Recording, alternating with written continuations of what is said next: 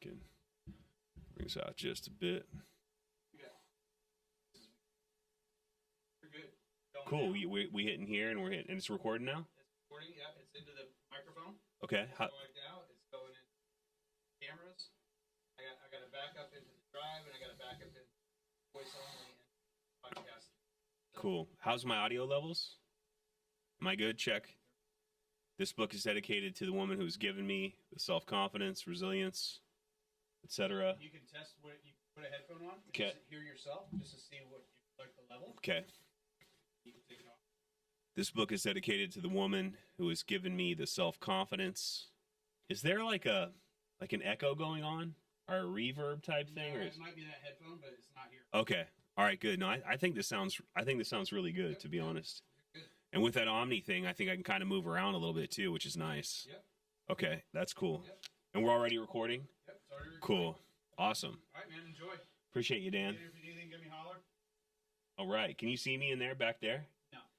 Okay, I guess that's a good and a bad thing, you know? Yeah, like, it's good. You can raise that seat higher if you want. Okay. You could like that. So whatever works. I feel great, dude. Cool. Thanks, Enjoy. buddy. What's the name of your business? Well, we have Sunbiz Studios. Yeah. I just have Dan Henson. Dan Henson Real Estate. Yeah. I'll give you a plug for my soon-to-be tens of millions of followers. Studio's the way to go, man. And then hey, I got a great realtor. Whatever. Right now, I don't even have tens, you know. So Hey, we all start somewhere. One- That's what I love. You know what? one at a time You know what to the best 10. thing is this. Yeah, man. All right, buddy. Thanks, dude. I appreciate you. Yeah, man. You enjoy it. All right, here we go. I think it's about 6:15 in the a.m. here at Sunbiz Studios. That was my buddy Dan Henson from Sunbiz Studios. He's also a great realtor here in Sarasota, and he built this podcast studio, and it's an amazing place. They got tens of thousands. That's a popular term, I guess, right now, of dollars in this studio. And yeah, they invited me to come down. They interviewed me about the book Business Shit, which is coming out here in just a few weeks now. And they actually offered me to come film, or not film, but to actually do the recording for the audiobook. So met Dan here almost at 5 a.m., so an hour and a half ago or so. And I'm going to do the recording. I'm going to try to bust this thing out. I got a 9 a.m. appointment, so hopefully I can bust this thing out as fast as possible. I'm gonna put this whole thing on YouTube, unedited, and just gonna go. So this is the recording of the audio book for Business Shit. This is a book on my journey in entrepreneurship. It's kind of a how-to. It's a lot of fun. It's raw. It's unabridged. I'm gonna get my water out. I got my coffee, and this is just me being real. You know, my background, I was very much a blue collar guy. I still am, you know. Tattoos don't mean much anymore. Doctors have them, physicians have them, psychologists have them. But as you can tell, you know, maybe by this one alone, you know, I was in the Army, didn't grow up on the wrong side of the tracks, but, the first 9 years of my life anyway, grew up, I guess you would say, on the wrong side of the tracks. Don't remember it much. My older brother does. You know, our house got robbed 3 times. I might have mentioned that in here.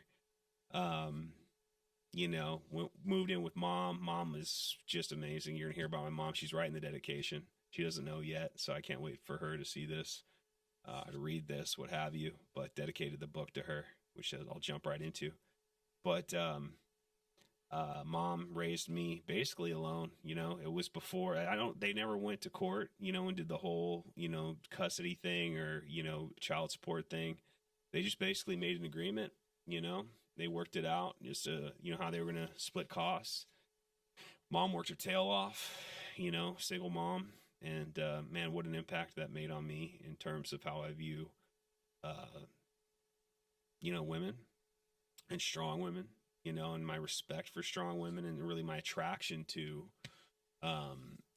strong women and my belief in strong women, which has been really impactful for me. And now I'm hopefully raising one. My little girl's 8, and hopefully I'm raising one. So Yeah, there you go. But I didn't grow up. You know, mom, she downplays the amount of money we didn't have.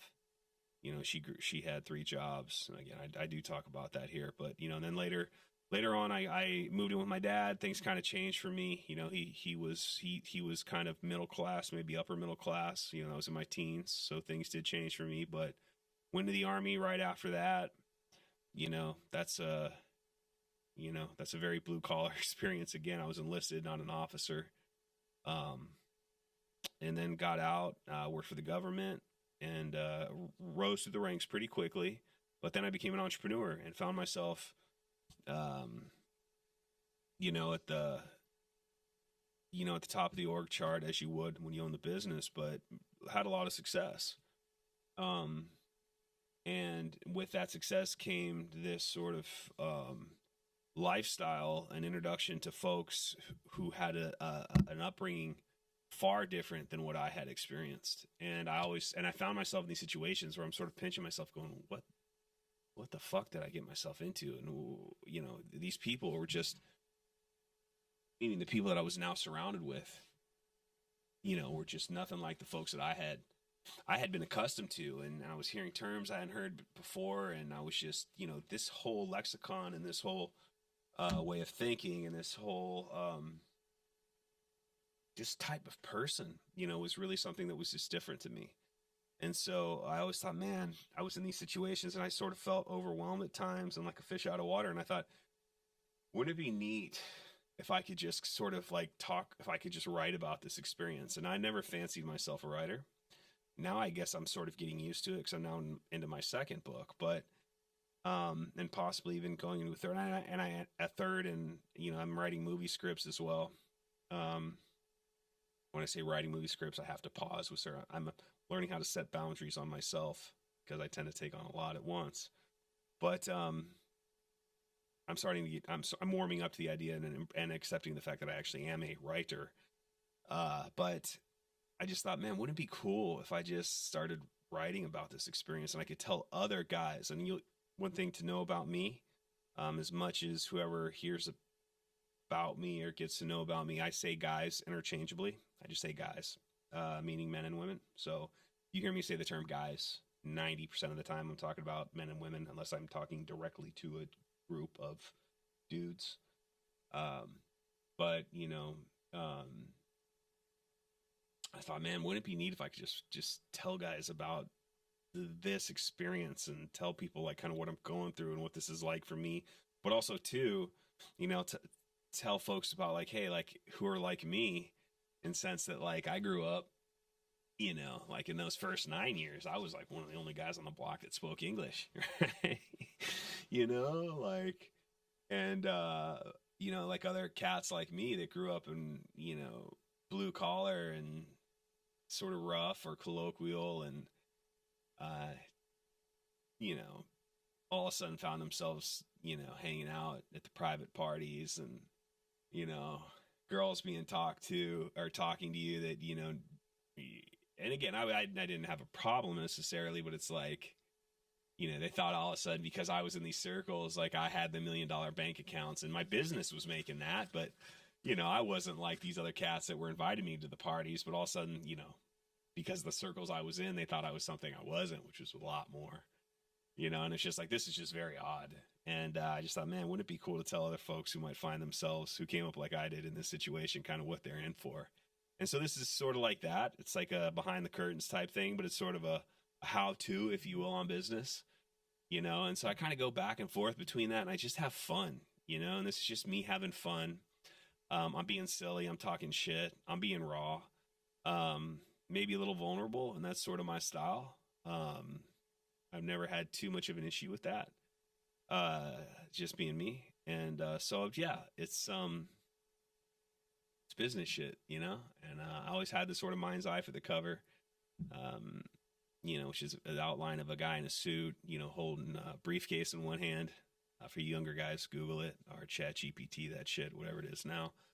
And, you know, holding the briefcase in one hand, a can of spray paint in the other, and graffitiing business shit on the wall on a, you know, on a blank canvas. So that's what it is. So yeah, had an interesting life being, growing up like I did, and then being an Army soldier with, the deployments that I had, and just traveling all over the world, protecting the Secretary of Defense, being a special agent in the Army, and then the Department of Defense, and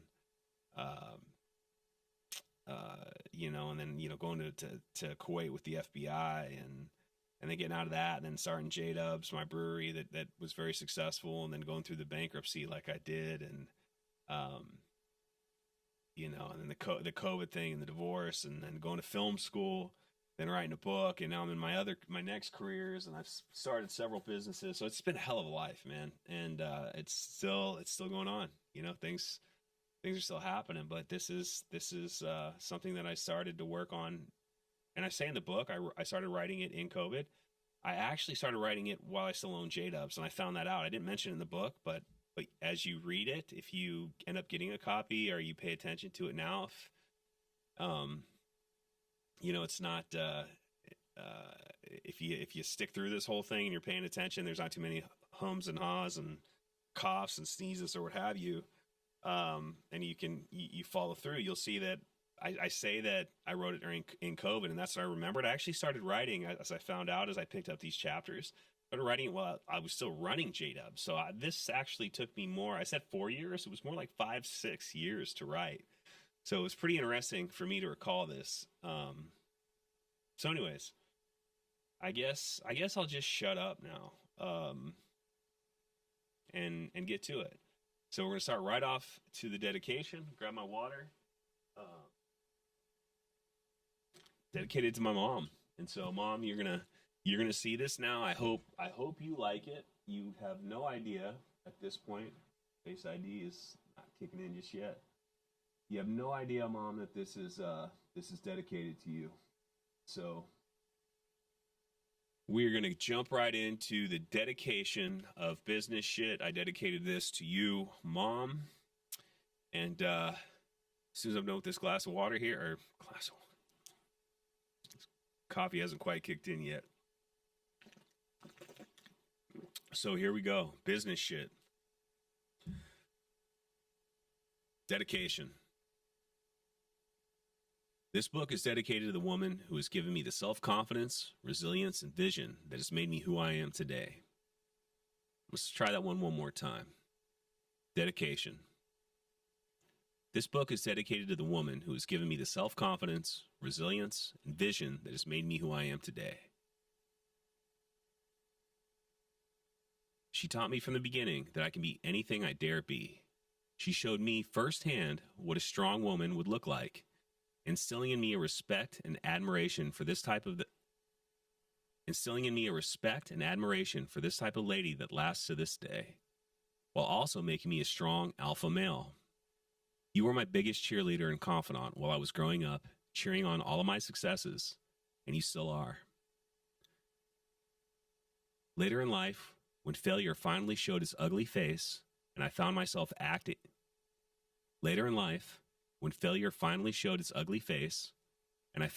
facing my darkest hour, alone, you were there for me. There comes a time when all boys need their mom. For me, on the verge of financial and mental collapse, I made that call, and you came. No hesitation or questions asked. I made that call, and you came. No hesitation or questions asked. Your visit allowed me to sleep a full night for the first time in months. After a lifetime of success, I was full of shame from the public failure I found myself in. But when you arrived at my mess of an apartment, you said to me, "Thank you for finally letting me take care of you." But when you arrived at my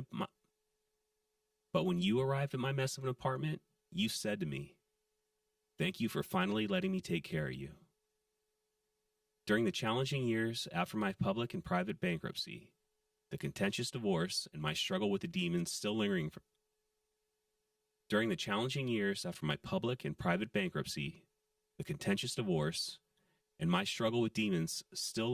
the things I experienced in the military, you were there for me. You never judged me and always supported me as I worked to regain my sense of self and become the successful, joyful person I once was. I know you know this, but my journey to recovery isn't just about me. You never asked for a damn thing from anyone, but you also know that I don't give a damn about that either. As we move forward, if there are areas where you need assistance, I will be there for you quietly, especially now that your twin I will be there for you quietly, especially now that your twin flame, Joe, is now in heaven, and you are alone on this. Especially now that your twin flame, Joe, is now in heaven, and you are alone on this earth. My motivation for success is to provide you everything your heart desires, and because you ask for so little, I desire more for you than you desire for yourself. May I provide you everything you dream in this next chapter of life. After all, it was your guidance and support that provided the tools to do the things I've done to live this wonderful life I've lived, and hopefully give you the life a queen deserves. Thank you, Mom. I love you. Sonny Boy.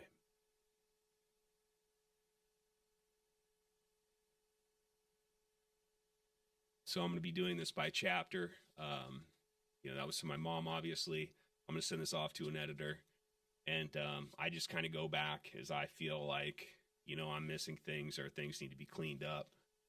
And the editor will actually pick that up, clean it up, and put it back together. Think of it like pieces of tape. If I fumble through a sentence, I'll go back to where it was clean. And what he would do is, play that piece of tape through, and where I start fumbling the sentence up, he would actually, say this piece of tape is this long. Everything's clean, starts getting choppy here. What I do is I'll go back to where it was clean and start over and make a new clean version.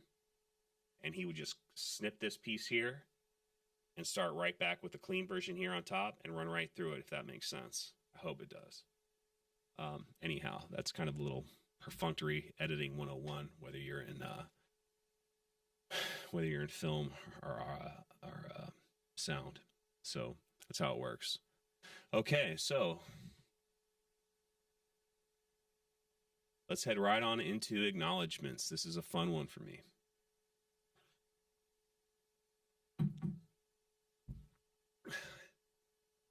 Acknowledgments.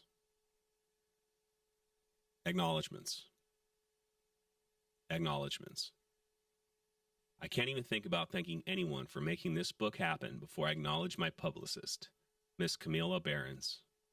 We met by fate when I had absolutely no intention to pitch this thing to her. Hell, I didn't even know she was a publicist. Yet here we are. Camilla, thank you for being the spark I needed to pick back my...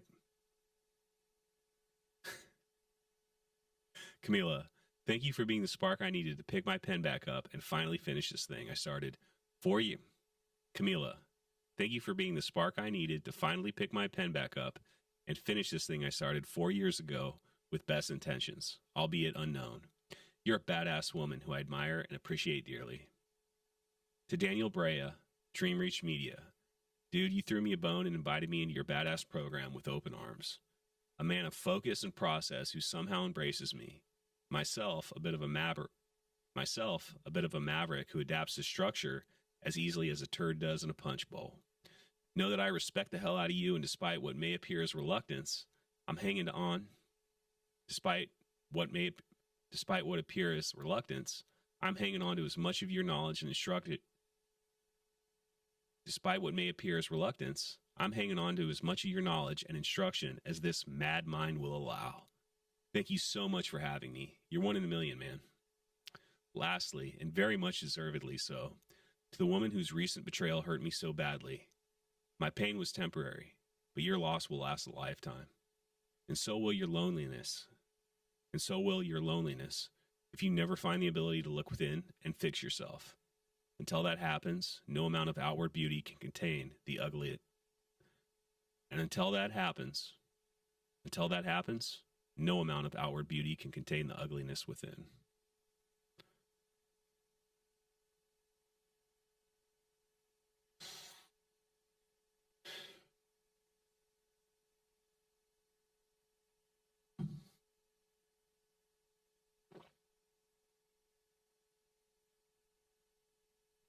Table of contents. Chapter 1, it's all about the journey. Chapter 2, being an entrepreneur fucking sucks. Chapter 3, Business 101, the business plan. Chapter 4, the mission statement. Chapter 5, bankers, the lending type. Chapter 6, rejection. Chapter 6, rejection, embracing disappointment. Chapter 7, not all money is good money. Careful where you get the funds from. Chapter 8, fuck self-doubt. Chapter 9, do what you do best and leave the rest. Chapter 10, do your own thing. Chapter 11, quality product is Chapter 11, quality product is priority numero uno. Chapter 11, a quality product is priority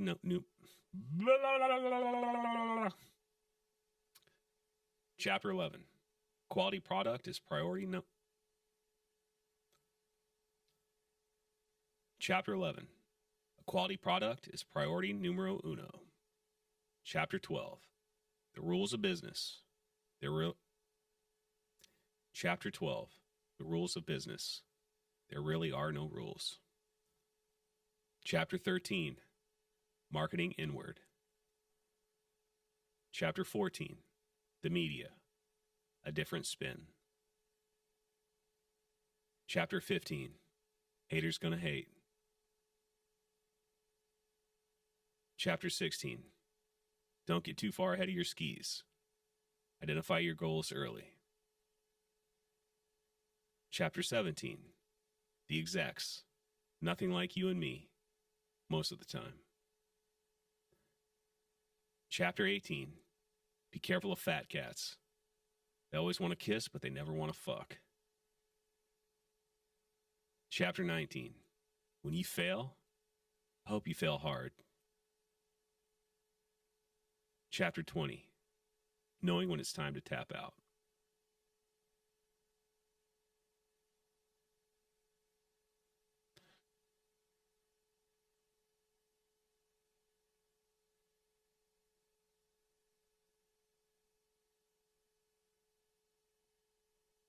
All right, when we do this introduction, I want to tell you, now it's February 12th, I think, 2025. I'm about to mention Elon Musk. Okay, when I wrote this was way before all the political stuff, so I don't know where you stand politically. I'm not going to tell you where I stand politically.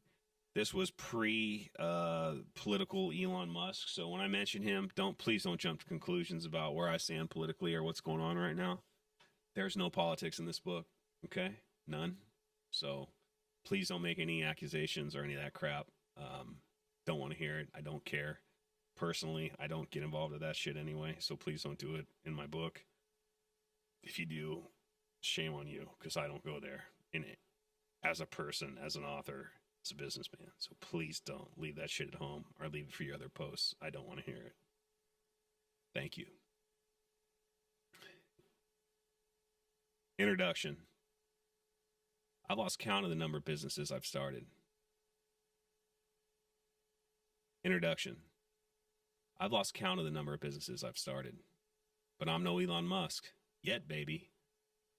Most of those didn't pan out for one reason or another. However, I have taken one of those to a pretty lofty status. My brewery, JDubs, started severely undercapitalized, I might add, with a dream and a notepad. I made the career change from DOD/Postal OIG special agent to entrepreneur. With my first business, eventually saw all four of my beers distributed by the biggest retailers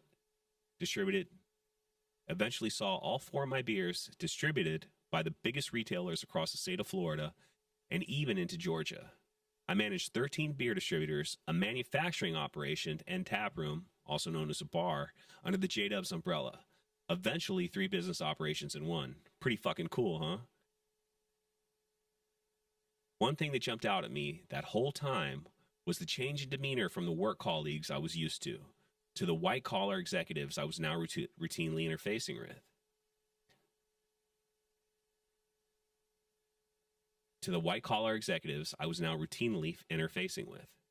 Because my brand was uber successful at the retail level, gaining significant sales volume for a craft brewer, this meant I had direct access and frequent communication with dudes with hefty titles and bank accounts. What I quickly realized is these guys didn't seem to have come up like me. My dad never went to college, had one job at Pacific Gas and Electric, or PG&E, until the day he retired, minus a stint in the Army when he was drafted for duty in Vietnam. My mom grew up in the projects of San Francisco and put herself through 2 years of college to get her associate's degree to support her career in computer programming. My parents grew up poor. They split up when I was 6. My mom left, taking me with her. That woman worked 3 jobs to barely scrape by. She boasts to this day about one Christmas she was able to pull off with only $20 to spend. God, I love and respect that woman. After childhood, I joined the Army. Talk about anti-white collar. Army Green, baby. You think you're going to hear a lot of fucks in this book? I assure you, my newfound buddy, that ain't nothing compared to what you're exposed to as an enlisted soldier in Uncle Sam's. And sure, I got a college degree, using my GI Bill while still on active duty. No silver spoon or college dorms for me, pal. When I got around these white-collar guys looking at me as a peer and specialist, even an expert in my area in the beer world, and with a certain amount of reverence that came with it, along with my position in my company, and, well, until I fucked this up when and where applicable, of course, and I found myself exceedingly with the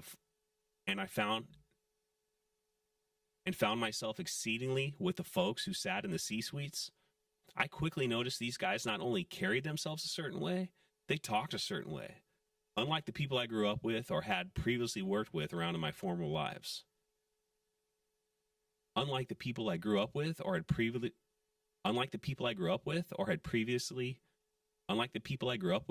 previously worked with around in my former lives. Unlike the people I grew up with or had previously worked around in my former lives. I routinely felt like a fish out of water at the start. I began to hear terms that I hadn't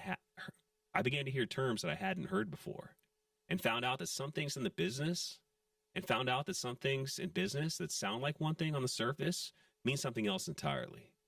And there was a certain way of handling yourself in the business world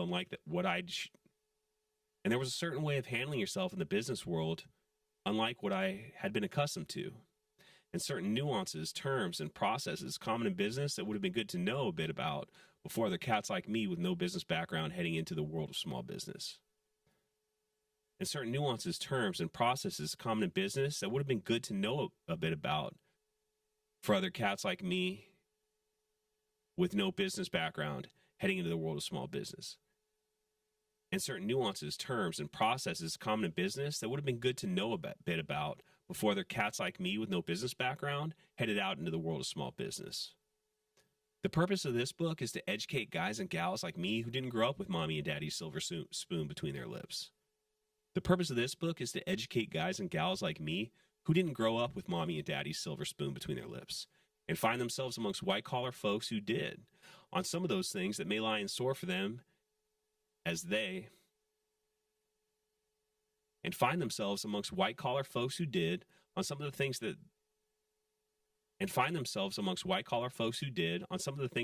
may lie in store.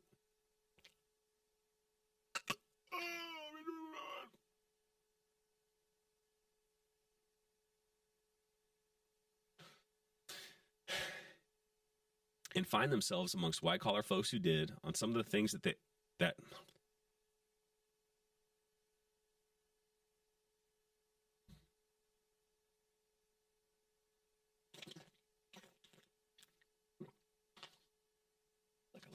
Do I look like shit? I feel like I look like shit. All right.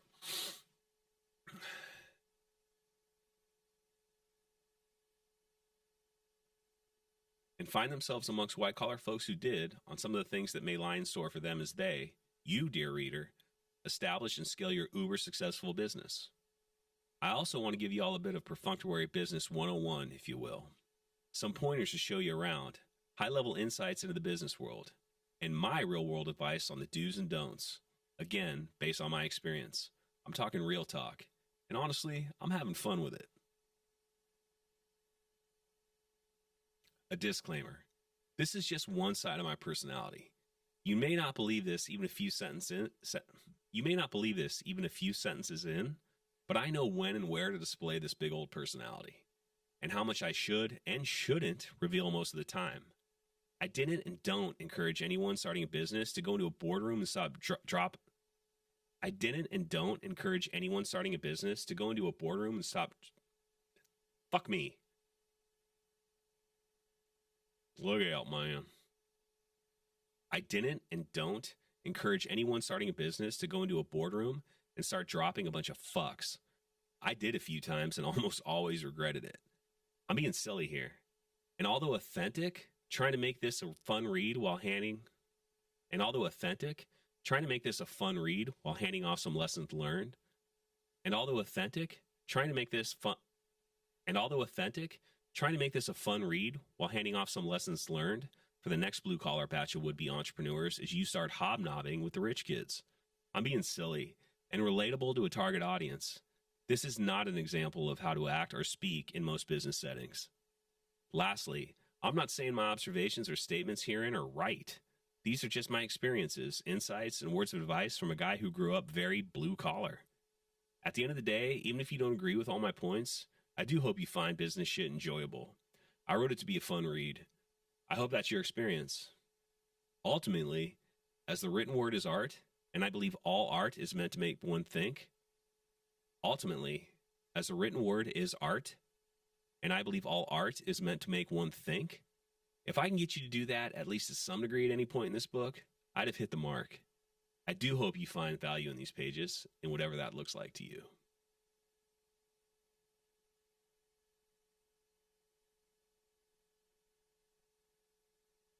Well,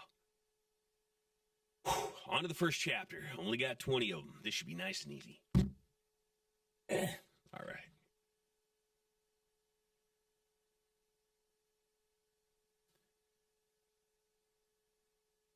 Chapter 1. It's all about the journey. Dare to dream. Think big, not small. He who thinks big and mind grows tall. Like rockets and cosmos, confident and strong. Aim for the moon with heart full of song. Dare to be great, but pray to be good. And clasp man's hand in brotherhood. Beth Milliken Joerger. My great-grandma wrote that poem. It was in a frame next to my bathroom sink throughout my childhood. I haven't seen it in years, but due to its placement, it was committed to memory, having passed by and glanced at it so many times growing up. It undoubtedly left an impression on me and my approach to life. Although she passed away long before I could remember knowing her, I think she and I may have been kindred spirits. She was a musician who wrote children's music. As you can see in this poem, she wasn't a small-time thinker. Dare to dream. Think big, not small. Aim for the moon. Dare to be great, but pray to be good. I like to think I embodied this poem, along with my mom, another badass lady who constantly told me I could do anything I wanted. I like to think I embodied this poem, along with my mom, another badass lady who constantly told me I could do anything I wanted and that the world was my oyster. By the way, where did that come from, Ma? As I've lived this life, generally going headfast into the wind, it was in my darkest hour that one of my closest friends told me something that truly pissed me off. It's not about the failure, it's about the journey. That asshole. He's one of my oldest friends and by far the most successful, having sold his Silicon Valley tech company for $500 million. How dare he tell me about the fucking journey in my darkest hour? But as I am now several years removed from those bleak times with success once again at my fingertips, but as I am now several years removed from those bleak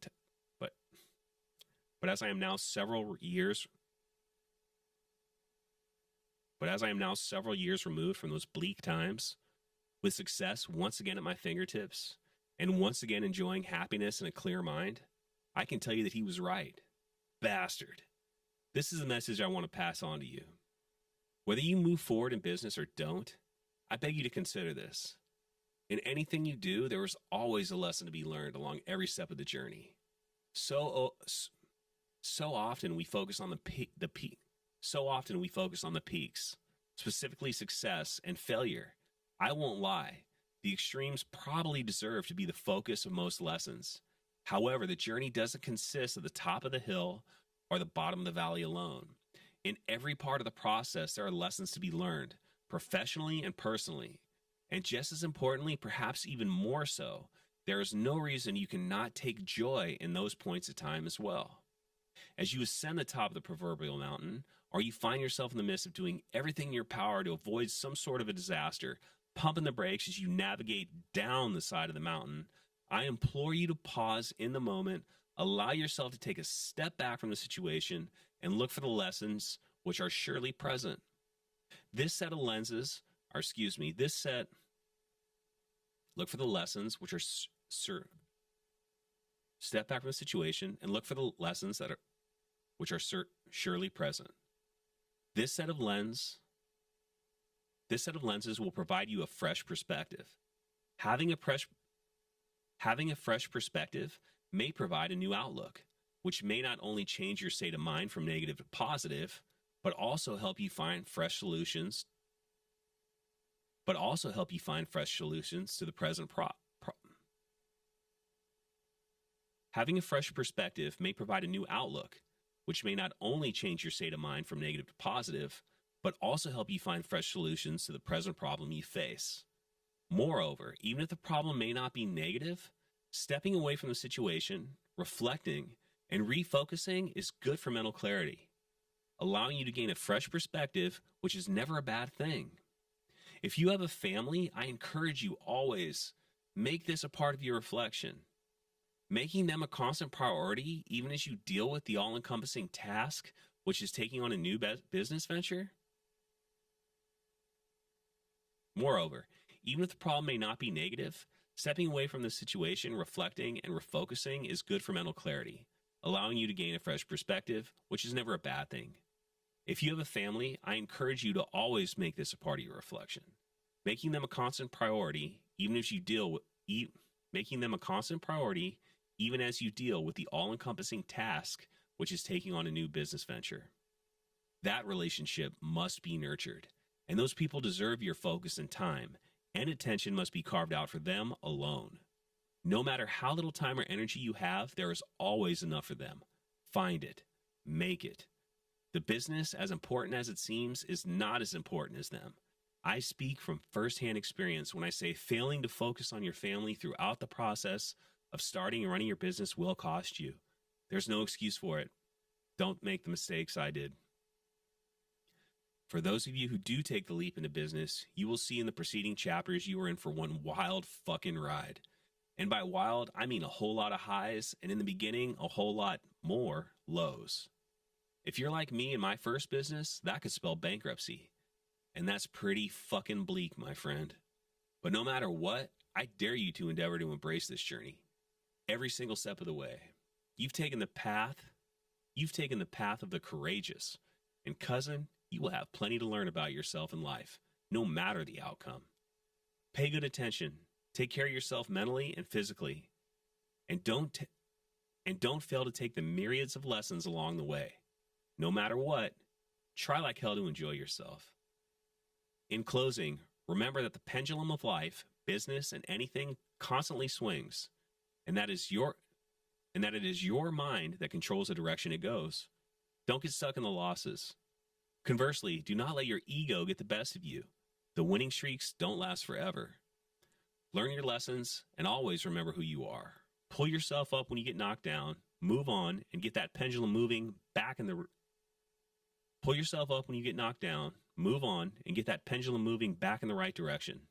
Don't let it stay stuck. No matter what, always endeavor to enjoy the journey. Fuck it. Love the journey. Life is a banquet, so go out there and stuff your face. Gobble, gobble, gobble, gobble, gobble, gobble. I threw that last bit in. Couldn't help myself. What?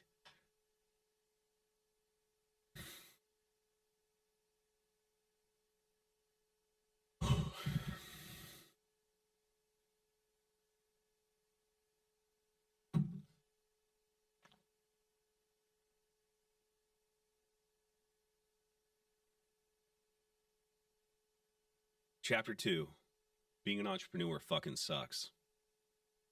Yeah, I said it.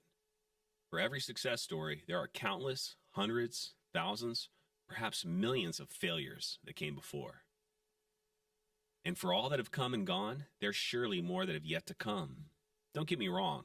There's several real-life examples of cats who came in and struck gold with their first business.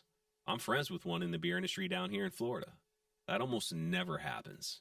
Even those who are so fucking gifted and savvy that they hit the winning home run in their first game in the bigs, often they have some serious factors that help them get there. Like market conditions, especially if they created the market, knowingly or not, consumer trends, a boatload of daddy's money, etc. For most, success is a mindset and a commitment rather than a destination, with a few big, sometimes public wins thrown in the mix.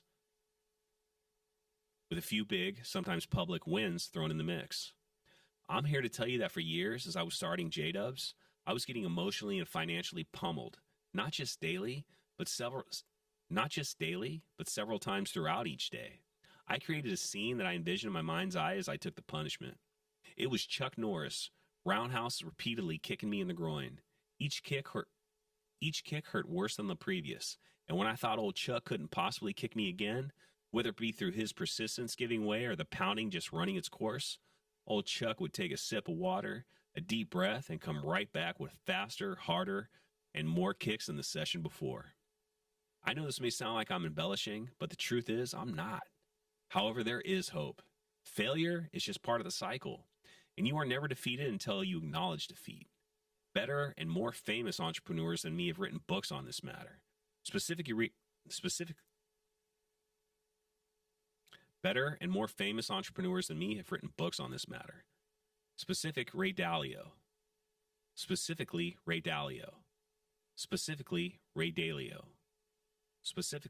Dalio. In his book, Principles. I'm going to pause right here. Editor, I think it's Dalio. I'm pretty sure it's not Dalio. I'm pretty sure it's Dalio. So let's remember to make sure we're right on that one. Specifically, Ray Dalio, in his book, Principles. Essentially, Ray states that in any successful endeavor, there are three stages. Essentially, Ray states that in any successful endeavor, there are three stages. Essentially, Ray states that in any successful endeavor, there are three stages of constant path. Essentially, Ray states that in any successful endeavor, there are three stages of the constant path. Success, this is when the shit is good. I'm sure if you're reading this, you can fill in the blanks as to what a business looks. I'm sure if you're reading this, you can fill in the blanks as to what a business looks like when firing on all cylinders. Failure, this can be in any form or degree when shit goes downhill.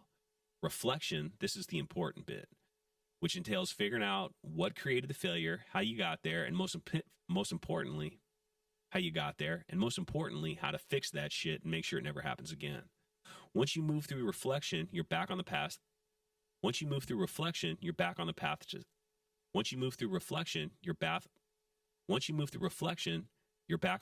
to success.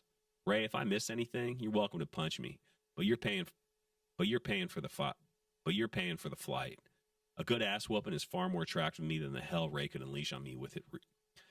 A good old-fashioned ass whooping is far more attractive to me. A good old-fashioned ass whooping is far more attractive to me than the hell Ray could unleash on me with the resources at his disposal. Failure is part of the ride. What you are considering signing up for, it's going to happen in one way or another. I want you to know this. I want you to reflect on this and ask yourself how much punishment you're willing to take in order to set your schedule. I want you to know this. I want you to reflect on this and ask yourself how much punishment you're willing to take in order to set your schedule and get out of this shitty work situation you're currently in before taking the leap. To take this journey that does come with some fucking awesome bennies. To take this journey that does come with some fucking awesome bennies, you have to be ready to throw conventional caution to the wind and be 100% committed to the journey. And whatever unknown To take this journey that does come with some fucking awesome bennies, you have to be ready to throw conventional caution to the wind and be 100% committed to the journey and whatever your unknown future may hold. You will take a shit ton of punishment. I also want you to know that if you decide that the risk and punishment I've described above isn't I also want you to know that if you decide that the risk and punishment I've described I also want you to know that if you decide that the risk and punishment I've described above isn't worth I also want you to know that if you decide the risk and punishment I've described above isn't worth whatever the reward, fuck me, motherfucker.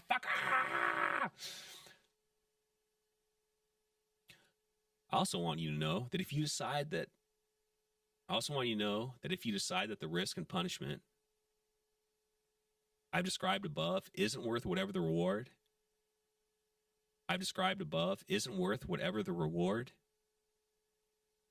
in your mind's eye may look like, there is zero shame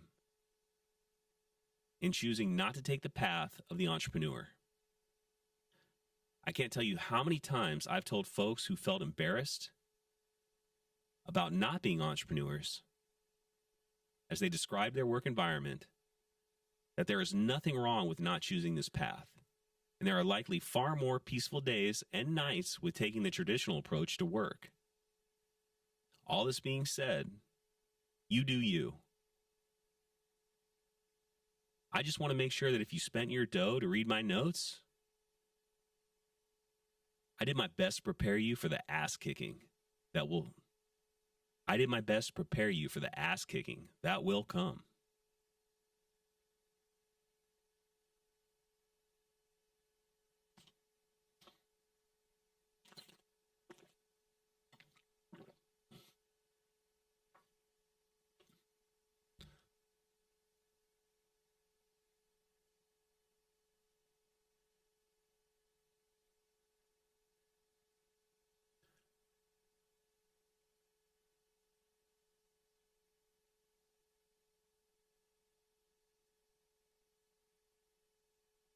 All right. Chapter 3, Biz 101, the business plan. All right, you're doing this. I'm proud of you. Now, what to do with this stream of yours? You can see it. You've told your boo about it, if you have one. Well, now what? At some point or another, the term business plan is going to come up. If you're going the bank route, because you need the dough to make this dream of yours happen, it's going to be a requirement. So, what is a business plan? Well, simply put, it spells out everything about your business idea from the ground up, the nuts and bolts. But it's not your idea. But it's not just your idea. It's the industry you're getting into, your competitors, the challenges you and your industry face now and in the future, both internal and external, what competitive and unique advantages your business bring to the table, why you're a suitable creditor, again, if you're going the bank route, and a forecast of your financial statements. That's right. A business plan requires you to forecast your make-believe company's financial status to the T, from inception through 5 years of operations. And the best part is, if you're getting a loan, you're going to have to defend every aspect of it to folks who not only know nothing or very little about your industry, but have probably never even ran a business before. Now, before you get aghast over this process, let me assure you, you can do this. I've done it several times, and you are just as smart as me, if not smarter. I was able to do it because there are all sorts of resources out there to help, even offering online tutorials with step-by-step instructions. One of my favorites, if not very favorite, is SCORE. SCORE stands for Service Corps of Retired Executives. It's retired businessmen and women who are all about sharing their knowledge with up-and-comers, and it's solid.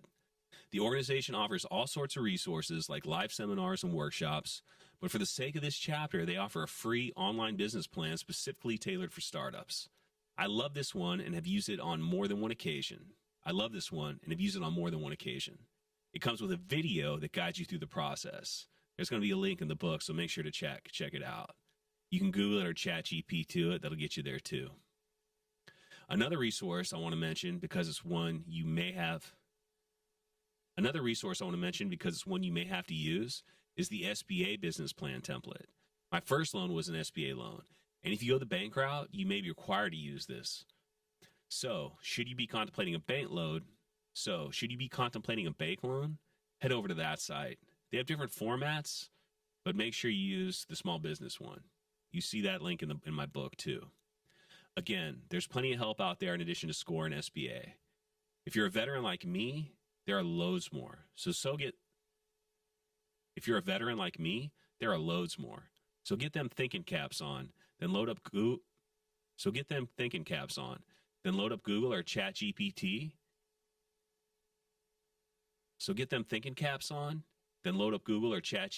And get to work.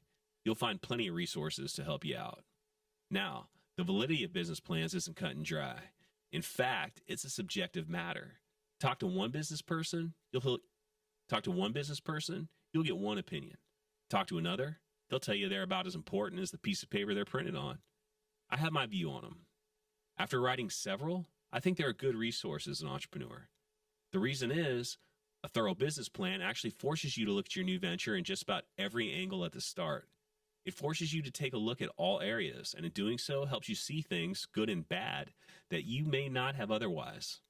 There's been several instances in which, while writing the business plan, I've developed new areas of opportunity and conversely, threats that I'll need to be on the lookout for or address to increase my chances of success. So in my opinion, I say write one, even if you don't need a loan and required to do so, at least for your first business. After you've got one or two under your belt, you can make the decision of continuing with them or not. I mean, what have you got to lose? This is a big-ass decision you're making here. Might as well take one more step that could better your chances for success. At least that's my thought. Now, this chapter isn't closed yet. We've talked about whether you should or shouldn't write a business plan. I've thrown a few resources at you. Another point of business plan that is also subjective. There's also never a one-size-fits-all methodology in business. Fuck convention, you rebel rouser. Is what to do with the plan after you've launched. Some business owners say, okay, we got the loan, or okay, we learned some things, check the block, put it in the old filing cabinet and store it away. Hey, I know everything is digital now, but I'm old, okay? Just bear with me. You get the fucking point. While others hold on to it, review it fairly regularly, and update accordingly. I lean towards the latter on this one, keeping it handy and updating it accordingly. Why? Well, because when you started out, you had certain goals and benchmarks. I'm a big believer in writing down your goals and sticking to them. Because, after all, if you can't see your goals, you don't know where to aim. And if you don't know what you're aiming at, you're just wandering around, well, aimlessly. And that's no way to do things, business or life. In my opinion, you should look at the plan you started. With, review your benchmarks, see if you're on or off course. You should look at the plan you started with, review your benchmarks, see if you're on or off course, where and why changes took place, and adjust as needed, setting new goals and benchmarks as necessary. Just my thoughts, of course. Hope this chapter gave you some insights on this omnipresent document you'll find. I hope this chapter gave you some insights on this omnipresent document you'll definitely be hearing about. I hope this chapter gave you some insights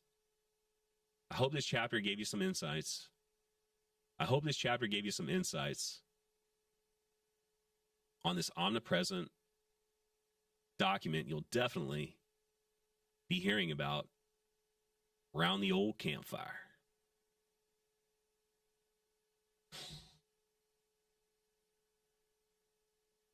Knocking this shit up. Knock it out, baby. Oh, yeah.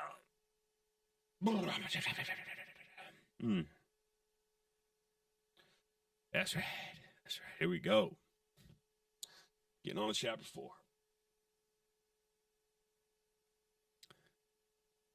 Chapter 4, the mission statement.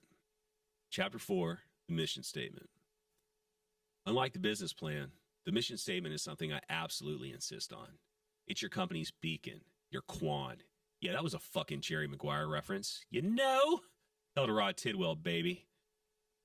It's one of the things I start with.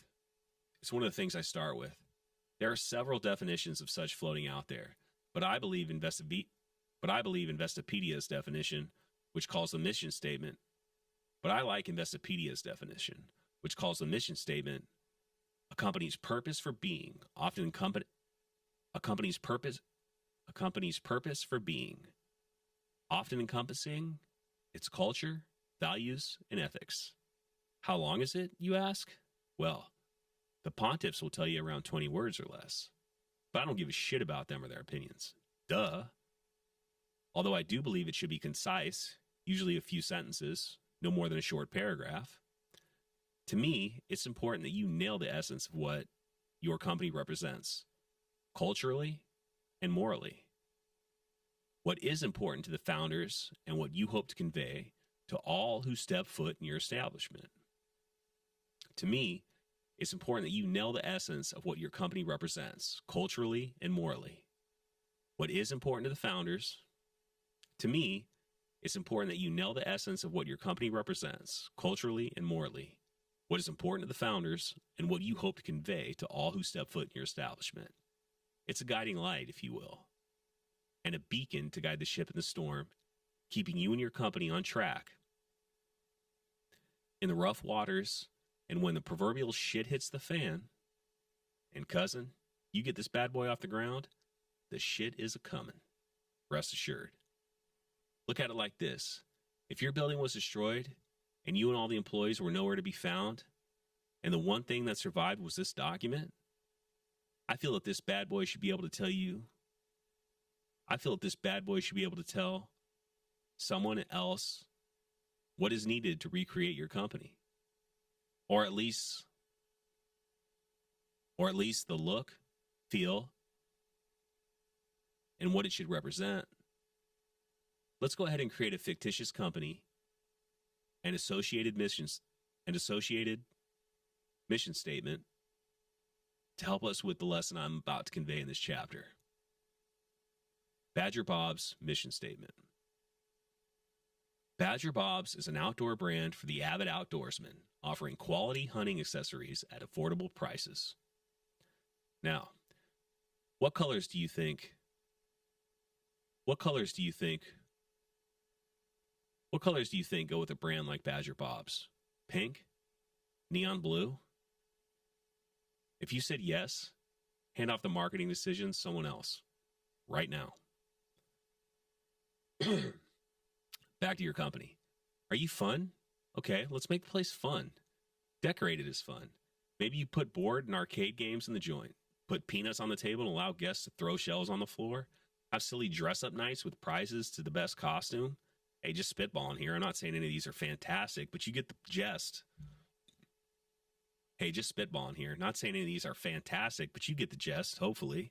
Are you high-end, sophisticated? All right, what kind of furniture or colors would lend themselves to that kind of vibe? Maybe gold and more exotic colors? Perhaps elegant chandeliers? What kind of music would you be playing in this instance? Guessing it wouldn't be Hank Williams, but old Hank might be good for Bob's. But old Hank might be a good fit for Bob's. This document can help you as you make a myriad of decisions regarding your business. Is community service important to you? All right, how do you show that off outwardly? Market that. Maybe host a community service group and give the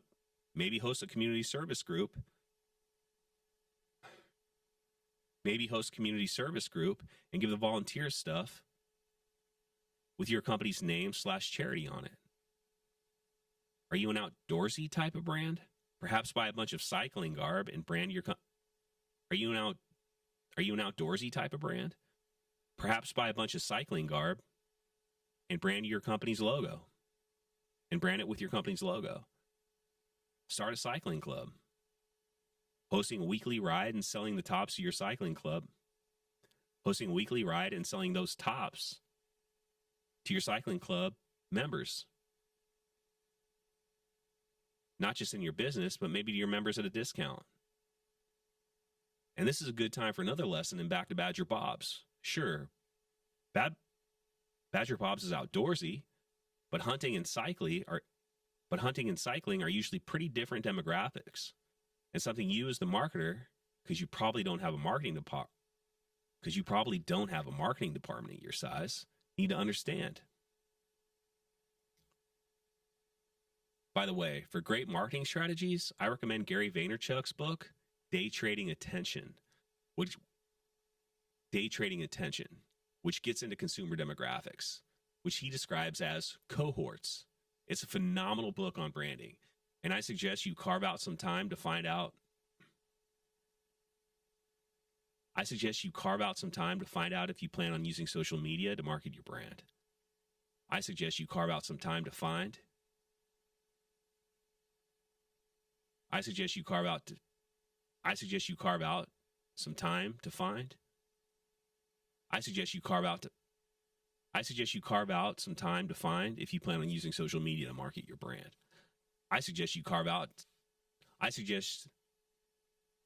It's a phenomenal book on branding. I suggest you carve out some time to find if you plan on using social media to market your brand. We haven't talked about the logo. Your mission statement can and probably should play a key role in how you design your logo. If your business is or trying to be fun, your logo should be fun, not corporate. Conversely, if you're a law firm specializing in something, I don't know, stuffy, then have a fucking stuffy logo. That's your market. That's your brand. As the mission statement guides you in what you should do, it also serves you in telling what you shouldn't. If you're outdoorsy, you need to stick to that. Your logo should reflect that. Your vibe should reflect that. You shouldn't be selling or representing sophistication or corporate type swag. Branded pens or office trinkets would not be reflective of your brand unless they looked like they were handcrafted out of mountain cedar. How about Badger Bob's? What kind of logo should that be? Elegant font? Corporate? Do not give this question to the guy that answered pink and no-go. Do not give this question to the guy that answered pink and neon blue earlier. Do not give this question to the guy that answered pink and blue neon earlier. Don't give this question to the guy that answered pink and neon blue earlier. Maybe something with a badger, some trees, maybe a stream or lake, some logos or logo type font. Maybe something with a badger, some trees, maybe a stream or lake, some logos or logo type font. Get the drift? Did I just make some kind of unintentional pun? It's important that you keep your brand within its lanes. As the owner or co-founder, you are in charge of that. You created the brand. Keep it in those lanes. Everything I brought up there, and there could be more, can be derived from a well-crafted mission statement. You, as the business owner, created it. It came from you. You should know it like the back of your hand, and you should always know and maintain your place on the ship. You're the captain. Take the mission statement seriously and refer to it regularly, especially as you make outward decisions regarding your business.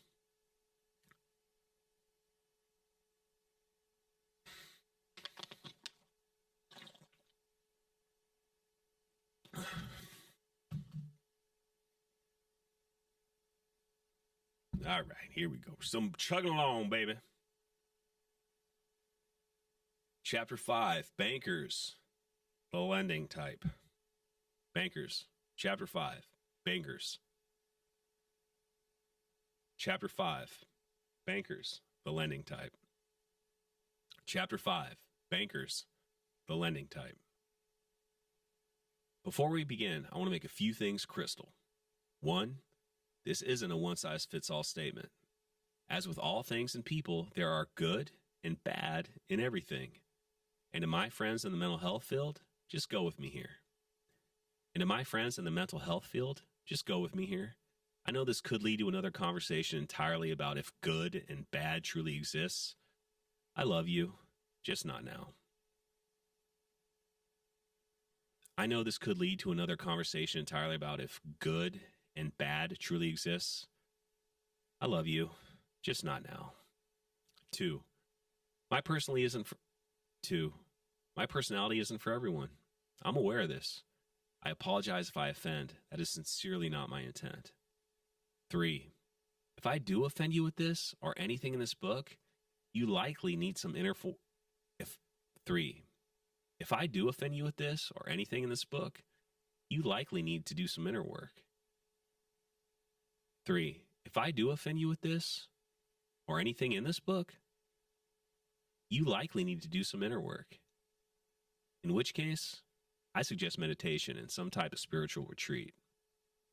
Some dude writing a book, shouldn't your Some dude writing a book shouldn't ruffle your feathers. At present state, you're a wiener. Ask for a refund and get to work. Namaste. Ask for a refund and get to work. Namaste. Ask for a refund and get to work. Namaste. For my people, the hustlers, the dreamers, the job creators, the visionaries, the ones still reading, and particularly the ones who need to get some cash from a lending institution, let us continue. Every bank has a small business or banking division. These are the ones you're going to be talking to if you're going to go the banking route. The first step in getting the clams you need for these guys is call the bank, ask for their division, and ask for a meeting with them. Most of the time, they'll have a sit down with you. However, sometimes you may get shut down over the phone. If that happens, don't take it personally. The bank simply might not be interested in your type of business at the time. You see, bankers do have type of businesses they are seeking out and those they are not at any particular time. You may fall into category B at that moment. Get used to it. That's just the way it is, baby. By the way, did you know that the band The Rembrandts wrote that song? They also wrote the iconic theme song, I'll Be There For You, for the iconic 90s show Friends. So when you win that round of trivia at your local watering hole, hope you raise a glass for yours truly. Anyhow, you're going to get this meeting, and almost all the time, they're going to shut you down. Again, don't take it personal. Their job is to poke every damn hole they can in your plan. They get evaluated on the success of their deals, and if they pick too many losers, they could be taking your family's order in the drive-through line.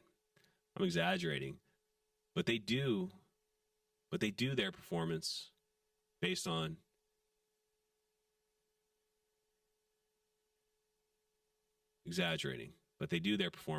the success of the business. Exaggerating, but they do have their performance judged based on the success of the business they approve for lending.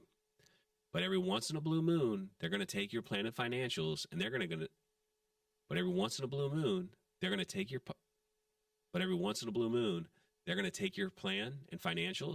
decide to move forward.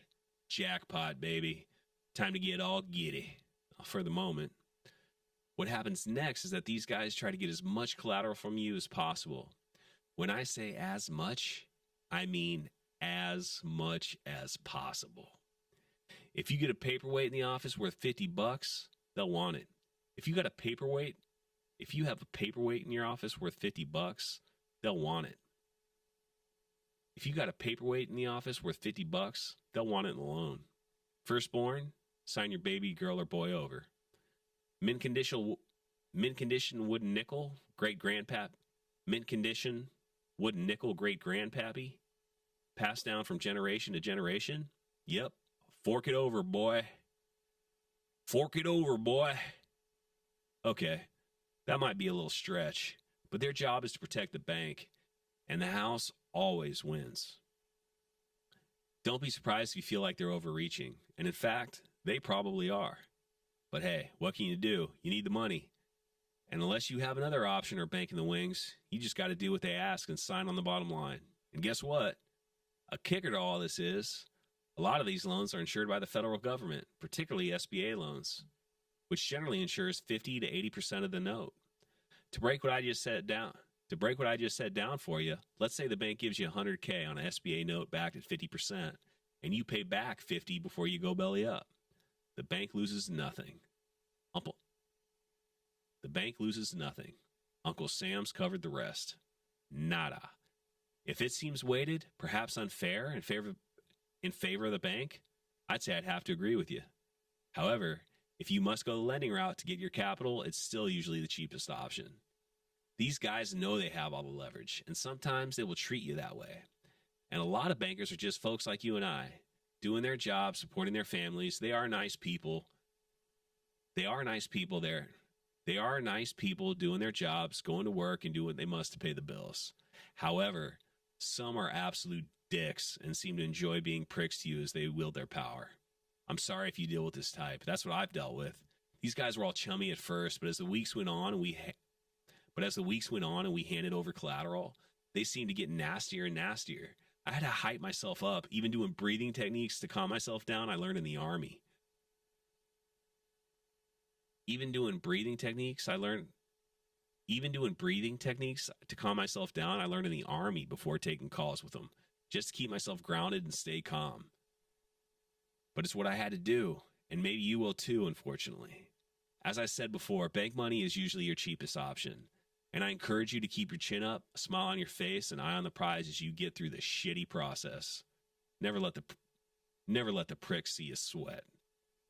And now that we've talked about successive trips passing the hat, and likely just as many getting shut down with the banking, now that we've talked about successive trips passing the hat, and likely just as many getting shut down with the banking type, I think it's a fitting time to talk about the fan favorite topic, rejection. Yay! Yay! Let's head over to the next chapter, Tiger. Let's head over to the next chapter, Tiger.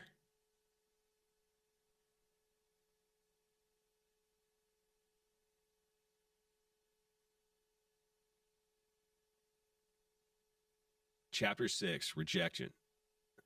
Chapter 6, Rejection. Embracing disappointment. Rejection is merely a distraction. Rejection is merely a redirection. A course correct. Chapter 6, Rejection. Embracing disappointment. Rejection is merely a redirection. A course correction to your destiny. Bryant McGill. Rejection. Shitty, right? Yeah, I don't like it either. For reasons probably stemming from our individual upbringings, we each handle it in our own individual way. Some are prone to let temporary defeat roll off their shoulders, jumping right back into the fighter situation to take on whatever their foe. Some are prone to let temporary defeat roll off their shoulders, jumping right back into the fighter situation to take on whatever form. Some are prone to let temporary defeat roll off their shoulders, jumping right back to take on whatever form their foe takes on. However, others can get discouraged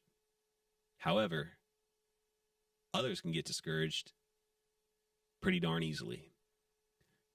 In business, you're going to get a healthy dose of rejection from the beginning. When you're looking for capital or investors, should you need them, to your first customers or online reviews, all the way until you exit, whatever that looks like. In our line of work, rejections are usually public, placed right out there for the whole dang world to see. Because after all, aren't we all the center of the universe? For a lot of us, these can and do take the wind out of our sails. But listen, from a dude that's been there several times and had his fucking bankruptcy on the front page of the newspaper, it's okay. You'll get through it. Don't let it get you down. At least try not to. Think about all the wins, big and small, that you've experienced in your life. Think way back. How about one of the very first things you learned, controlling your bladder through the night? Assuredly you don't remember that. But now you don't even think about it, and it just happens. Outside of extreme intoxication, too much of that, and we got a whole other book to read entirely. Outside of extreme intoxication, too much of that, and we got a whole other book to read entirely. Well, how about tying your shoes? Okay, go ahead and laugh. Now that you got that out of your system, do you remember being discouraged when mom and dad or whoever your caregiver was seemed to endlessly try to teach you how, and you just couldn't get those bunny ears to work for you? Maybe you pouted or even cried before you gave up and headed back into the house, temporarily giving up forever. How about riding a bike? Remember that? For you 20-somethings, hell, I don't know if that was even a thing for you guys. But back in my day, we all did it. Anyhow, that shit seemed to take forever to learn. I remember getting discouraged countless times and throwing in the towel before it finally stuck and Dad could let go and I could take off, balancing and taking control of that bike on my own. Think back to some of the things you experienced that didn't go your way more than once, maybe several times, and that after enough experience, you finally got the hang of it. Dribbling a basketball, learning to dance. There's loads of things you thought you'd never get that caused you doubt that you inevitably overcame and got through. You made it, right? Now let's flip the script. How about the folks that jumped into uncertainty with confidence? Remember that friend who was never afraid to approach the pretty gal in college? Think about how he confidently make a joke Think about how he could confidently make a joke, be himself, the life of the party. Wasn't he usually pretty good at what he did? Think about how many memes you see on the internet stating something along the lines of, it's not about how many times you fail, it's about how many times you get back up. It's all true. When you go into this, you're going to need to prepare yourself for rejection. Expect it. And do your best to let it roll off your shoulders. Even better, look for ways in which you may be attacked, online reviews, or any other type of negative feedback. Look for your lessons in whatever rejection you face to better your business or yourself. Expect to have your feelings hurt. Set up an emotional wall between your personal life and your business. Constantly remember, as much as the thing is your baby, you are not your brand. You've handled rejection before. You'll handle it just fine now that you own a business. You've got this. You got this. You got this.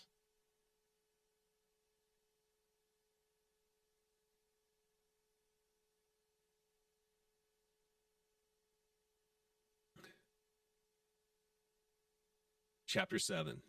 Not all money is good money. Careful where you get them funds.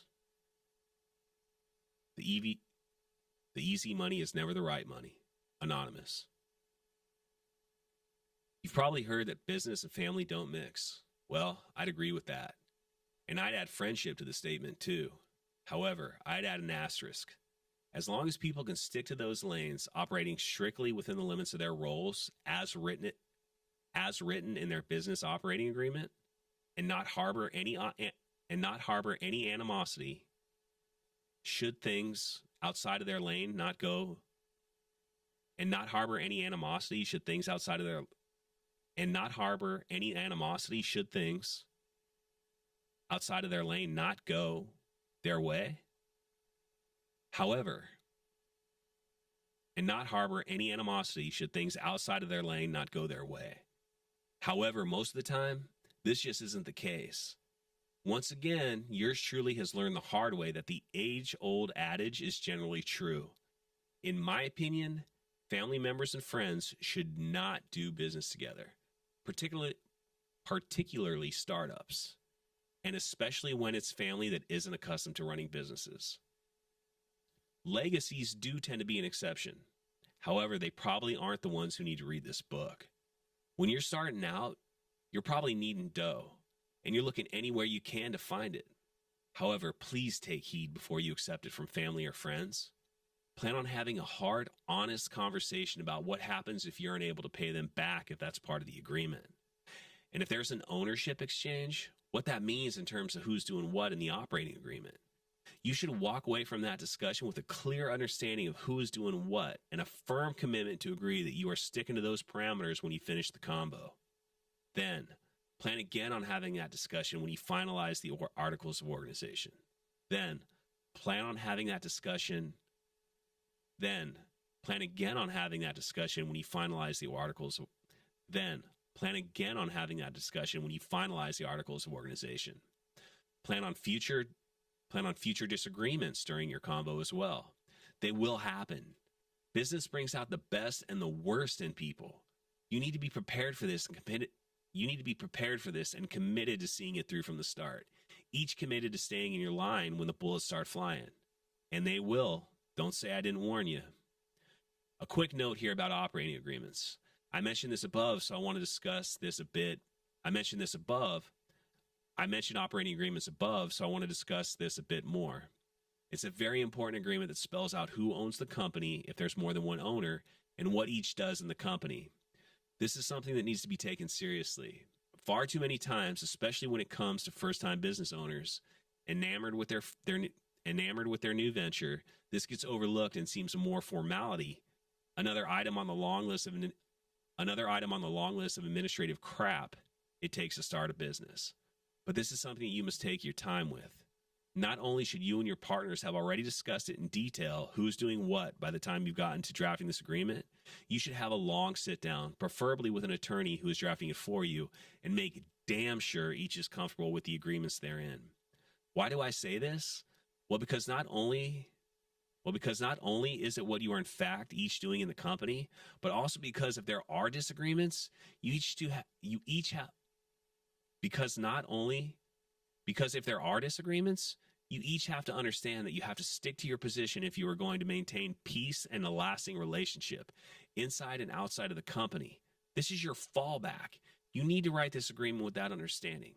I believe that the only way to ensure a business and even personal relationship is if every owner has a promise to one another and to themselves that when adversity strikes, and it will, that each maintains their position as outlined in the operating agreement and doesn't overreach. If any gets outside of that, disaster looms. Please take heed on this. Fuck, I hate being so serious. But really.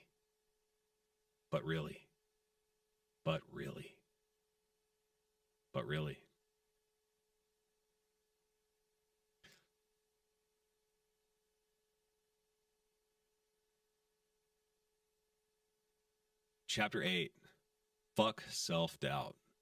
Chapter 8, fuck self-doubt. Whether you think you can or you can't, you're right. Henry Ford.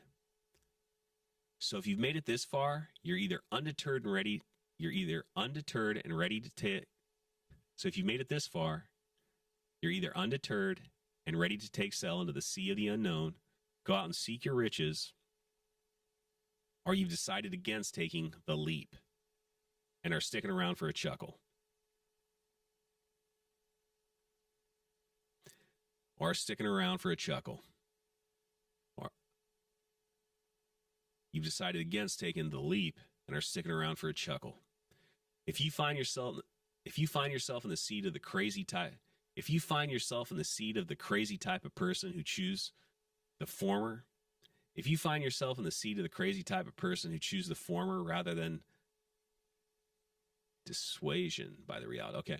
If you find yourself in the seat of the crazy type of person who choose the former rather than dissuasion by the realities of running a business, as I described in chapter 1, now it's time for me to build you up a bit. Please try to remember the point I'm going to make in the following words I've written below with the dubious times come.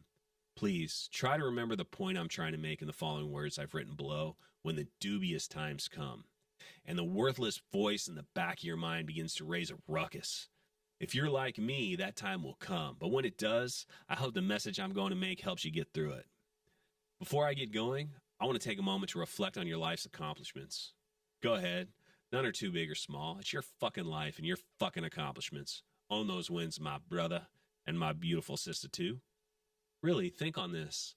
I'm going to create an unnecessary chapter break here. Don't read ahead until you've spent at least a minute or a few minutes reflecting on your victories.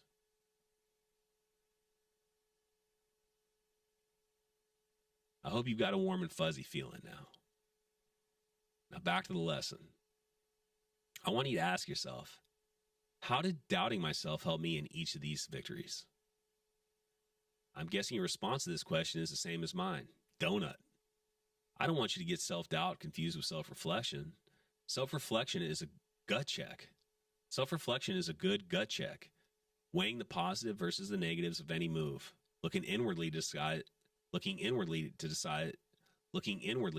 your intended course, asking yourself, should I choose this path? Or is this the right move for me right now, etc.? Or is this the right move for me right now, etc.? These are all good things. However, once committed to an idea, doubting your ability is a waste of headspace and effort. There are far too many wildly successful people who have proven that you truly can do anything you put your mind to. That's not a saying, it's a fact. A few examples below. Ford insisted his engineers create a V8 engine, despite the same engineers telling him for years this couldn't happen.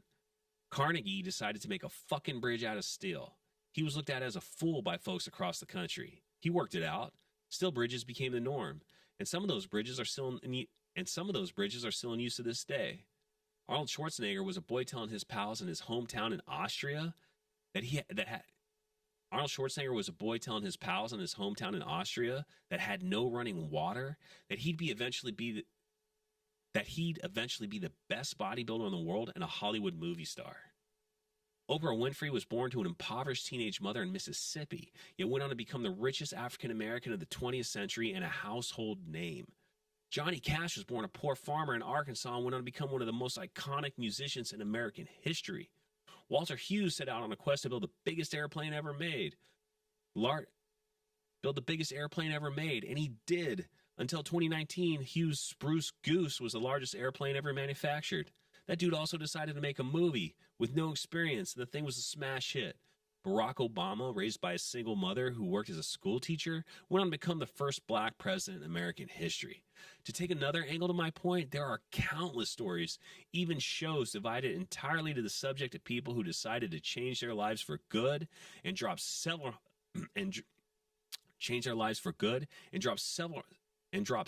hundred unhealthy pounds of body weight. Loads of folks have accomplished this feat, and many more surely will. I could have gone on and on, but don't need to. A few keystrokes in the interwebs will yield far more of these success stories born from unlikely situations that should provide some help in your time of doubt. The point has hopefully been made. You can do whatever you dare dream. This business of yours is going to whoop your ass. See Chapter 1 if you need a refresher. And when that bitch of a voice pops into your head telling you you can't, or you're not good enough, or throwing the towel, you're finished, remember those personal victories we shared a few minutes ago and the success stories I described above, and others you know of.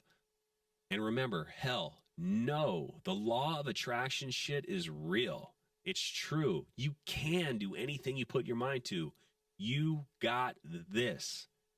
Anyone else hear in the Rocky theme song in the background? Anyone else hearing the Rocky theme song in the background? Dun, dun, dun, dun, dun, dun, dun, dun, dun, bum, ba-da, bum, ba-dum, ba-da, bum.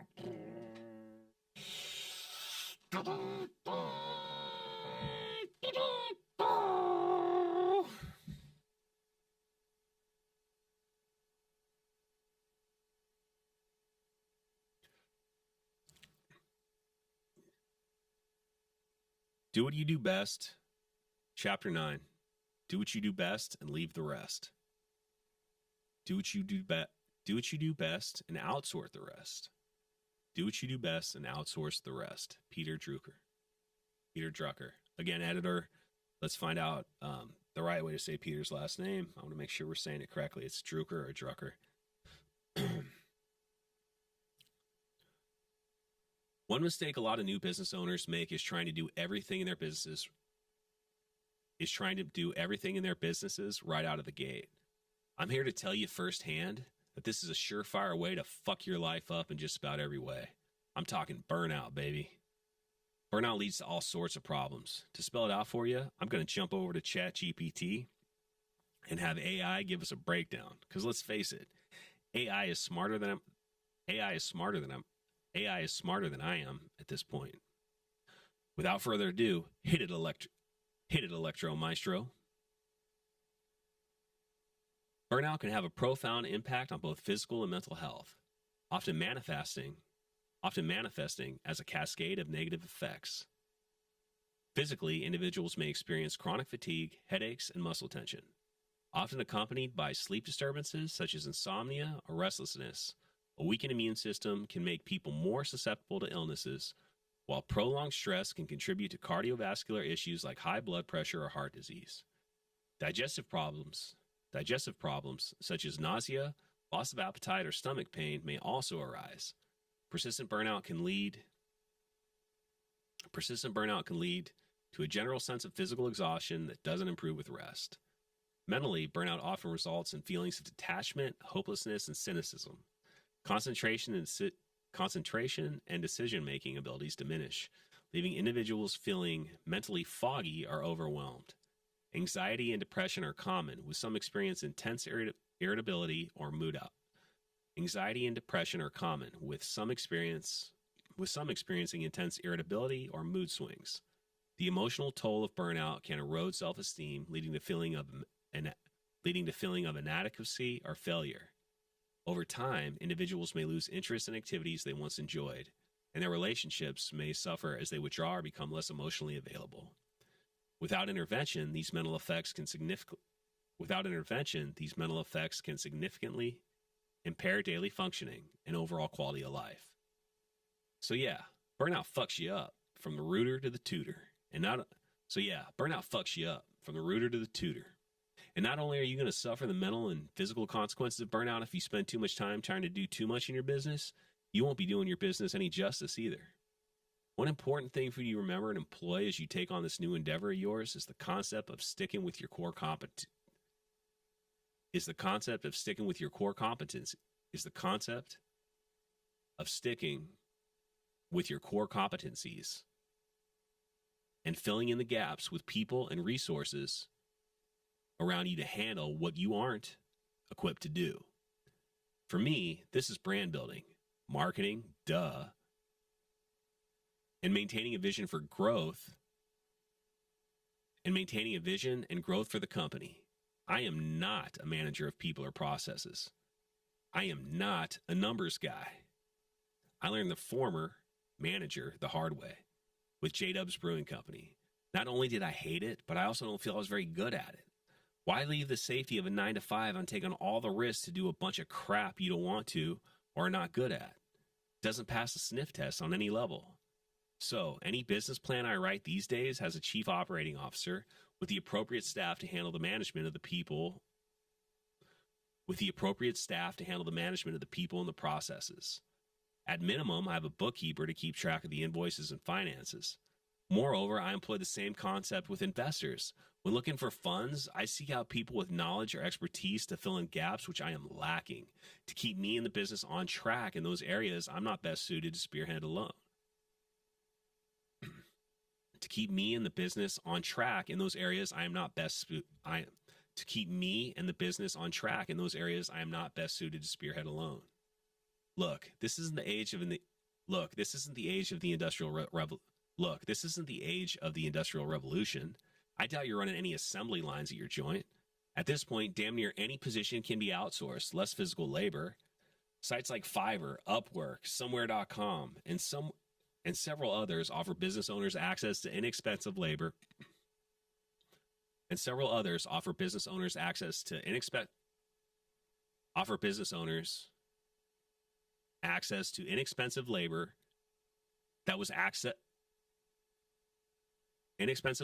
That wasn't accessible just a decade or so ago.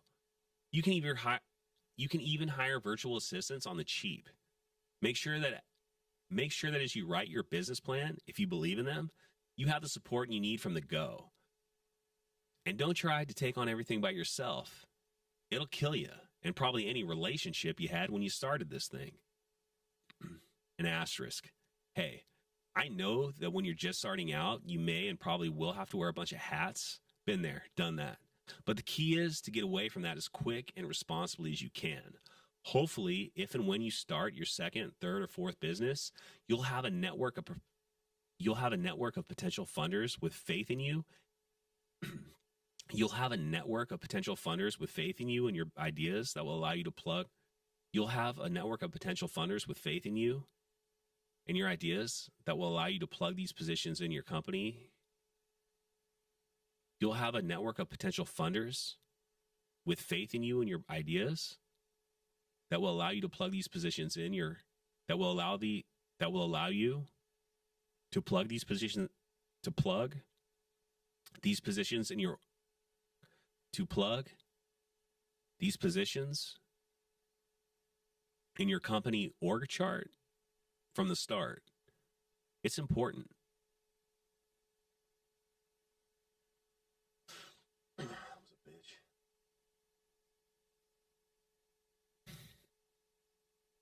Chapter 10, do your own thing. I'm not going to let other people dictate to me who I should.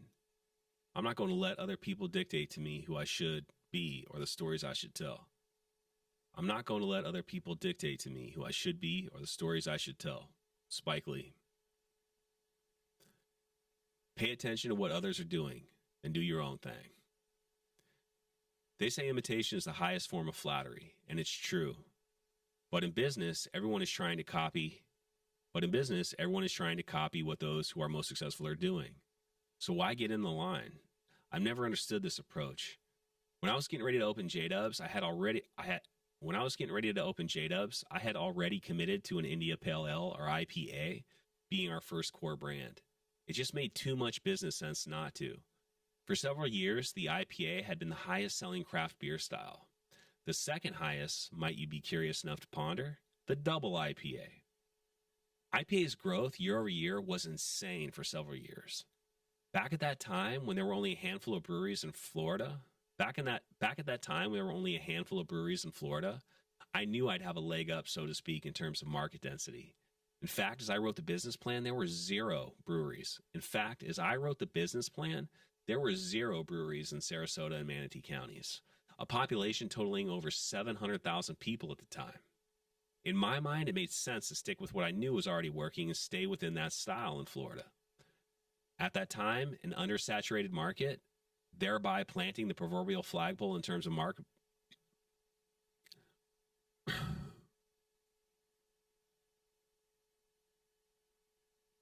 At that time, an undersaturated market, thereby planting the proverbial flagpole in terms of market position, with one exception. Back in the day, Cigar City's High Life, an IPA, was king. In fact, it still is. Huge hop profile, high ABV. I contend that it is actually a double IPA rather than a single IPA. It's malty as hell. It's one extremely distinctive beer. And to keep it real and pay my respect, it's a damn good IPA. Anyhow, as I did my market research, I realized those few Florida craft breweries making a go at it seemed to be trying to recreate the profile of a High Life. I just didn't understand why. It made no sense. CCB owned the IPA style. So why try to challenge that? Rather than a huge hop profile, I toned it down a bit. I chose hops quite different than the Simcoe dominant ones used in CCBs. I dried the beer out and took the ABV down to 6.5. I referred to that ABV and beer as sessionable back then, before the term session IPA became a thing.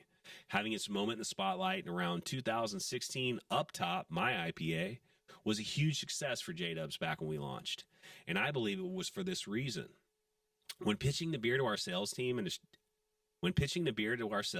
distribution partners, I declared the beer was a complement to High Life rather than a competitor, pointing out the reasons I stated above as my rationale. Don't be afraid to choose one to put on draft. Choose both. And it worked.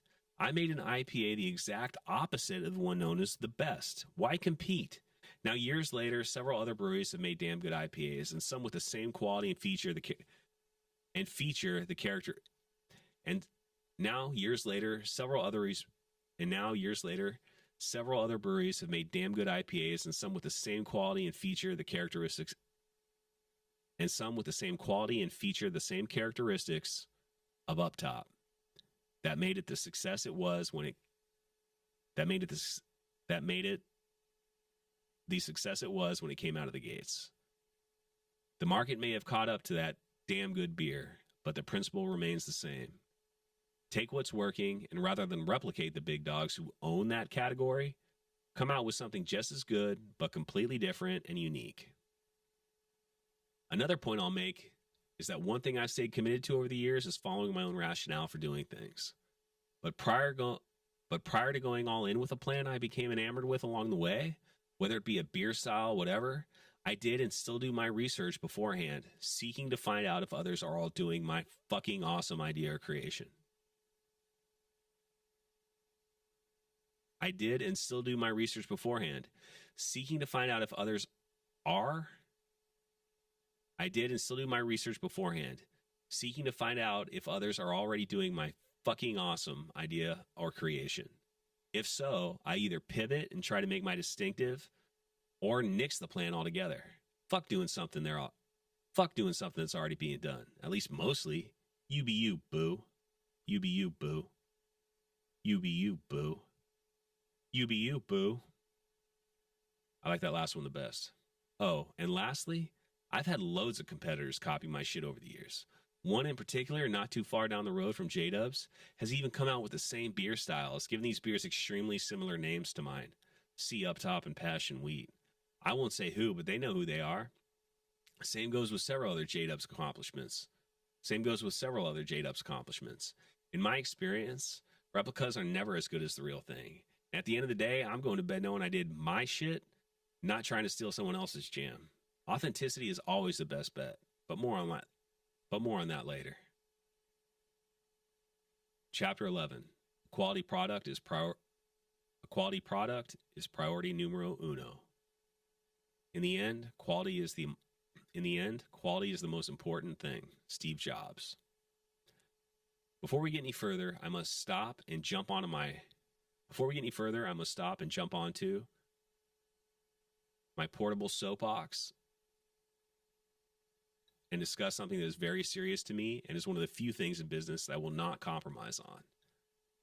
A quality product. It is rule number one in business. In offering a product or service, this must be the chief focus. If not, you may survive, at least for a while, but you will live and die a weasel's death.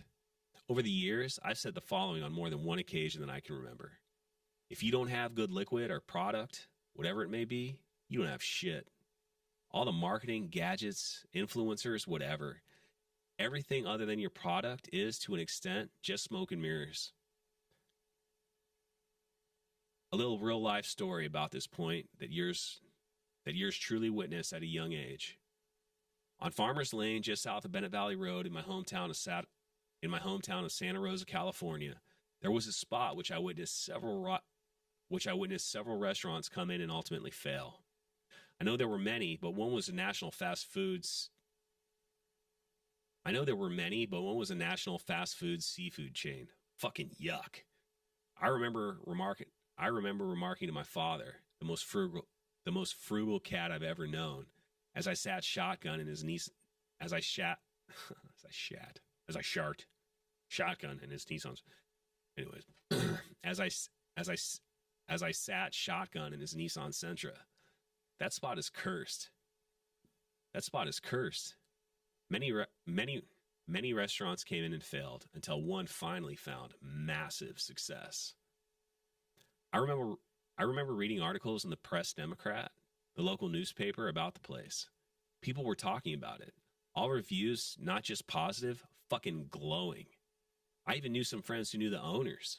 There were lines at the door, and usually reservations had to be made to get in. The location, a teenage JDub once remarked, was cursed, now housed one of the most popular joints at the time. Ultimately, the wildly popular restaurant stayed in business for 20 years. The name of that restaurant was Johnny Garlic's, and the owner's name was Guy Fieri. The rest, as you now likely know, is history.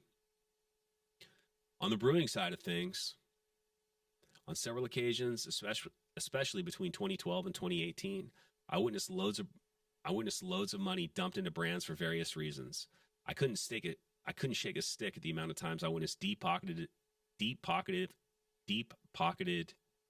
endeavors come into my industry, exploding in growth for several consecutive years, headed by rich kids with daddy's money, set out to conquer the free world, and every single time quality wasn't their emphasis, the endeavor failed. You may have heard the term, you can't shine a turd, and if you haven't, you're welcome. No amount of marketing can make up for a crummy product. It all starts with your offering, and when you're in an exceedingly crowded market, even more important that you start with a fantastic product. Never, ever forget that if you don't have a quality product, you don't have shit.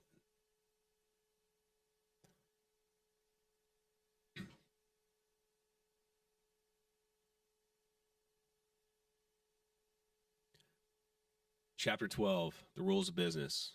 There really are no rules. Break the rules. Not the law, but break the rules. It is impossible to be a maverick or a true original if you're too well behaved and don't want to break the rules. You have to think outside the box. That's what I believe, after all. Arnold Schwarzenegger from his 6 rules of success speech.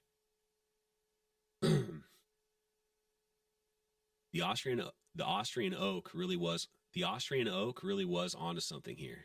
He was speaking to life, but this is also a principle of business. As Napoleon Hill famously coined, what the mind can conceive and believe, it can achieve. Think and Grow Rich is Think and Grow Rich is a must read.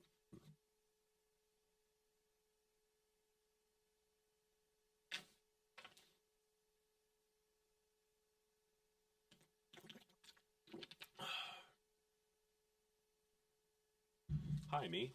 Hi, me. Hi, me. Hi, me. Hello. Hit it from Kaniki like a Hallmark card. You know that one. Oh. Should anyway. America. As Napoleon Hill famously coined, what the mind can conceive and believe, it can't. What the mind can conceive and believe, it can't achieve. Think and Grow Rich is a must-read for every entrepreneur, in my opinion. You see, as long as you're not breaking a law, if it makes sound business sense and good for your company, you should go for it. Find a way. Business is for the creatives. Your vision is meant to conform. Your business is meant to conform to your vision. After all, your vision is a product of your mind. As many scenarios, ideas, paths, outcomes, and visions you can come up with, every single one can be applied to your business. This means that there isn't, for the most part, no one-size-fits-all when it comes to a business. Pretty awesome, yeah? Now, I will say this. More often than not, as creative as we all like to think we are, a lot of those creative ideas we conjure up in our noggins have been done before. So, this is when I encourage you to seek a seasoned business person like a CPA or CFO, C fractional or volunteer, or an attorney, and get their input on what you're thinking about. Usually you can get this advice by the hour, and a few $100 is well worth the time given the advice you'll be getting. They'll probably tell you it's been done or something like that, and how to go about it. But the bigger message here is that there is nothing holding you back from most of your ideas you can conjure up. A bit of a soapbox moment here.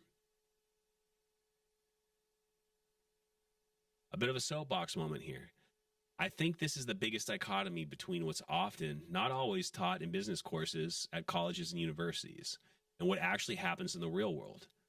For those older folks and even the way younger ones like you and me, there was a great flick back in the 80s called Back to School that demonstrated these opposing positions beautifully. It starred Rodney Dangerfield, who played a character named Thornton Mellon, a self-made millionaire, in today's standards had to be a billionaire, with a high school diploma who goes back to college with his son. As you might guess, he and his business professor didn't quite see eye to eye. In one famous scene in which the professor talked about selling widgets,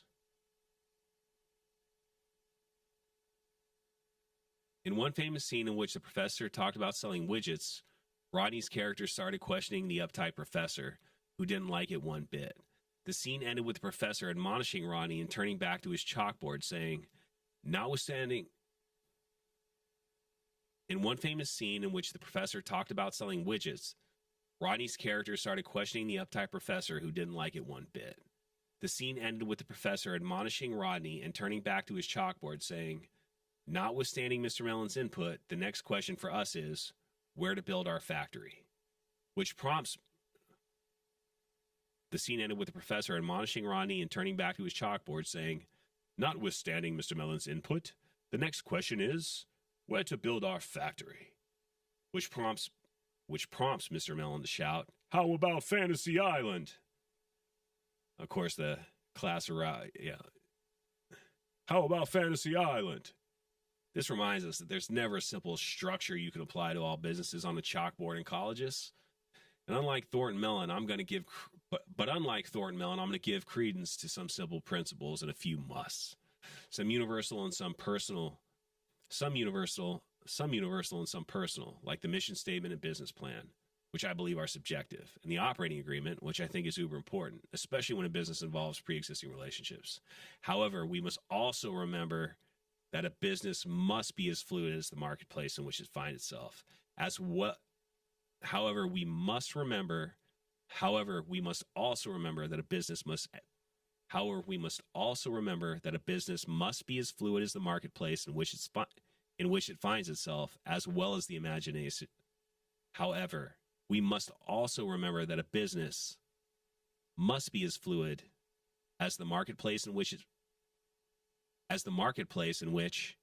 it finds itself, as well as the imagination of its proprietors.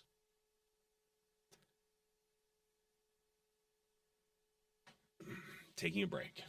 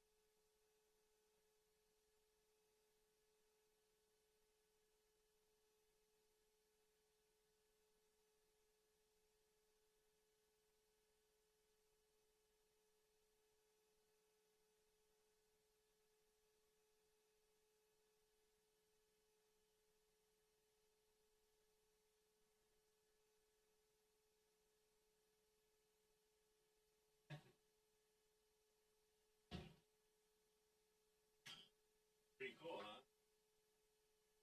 I've grabbed in this camera. Pretty neat, huh? Yeah. Can I say hi to Mia?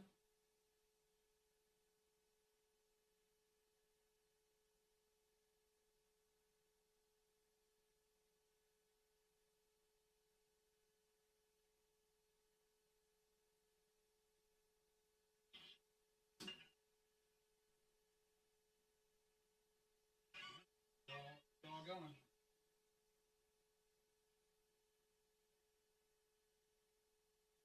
Hey, beautiful. How are you?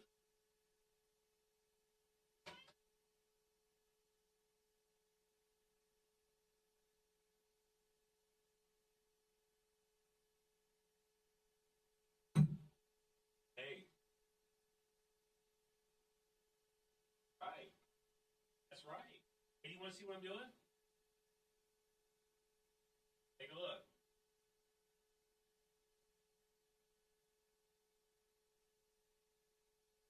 Recording my audiobook.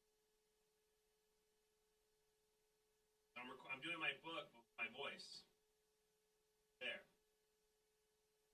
Pretty neat, huh? Yeah, I'm reading on this microphone, and so people can buy it, but they can buy it so they can listen to it. And don't have to, yeah. Take a look.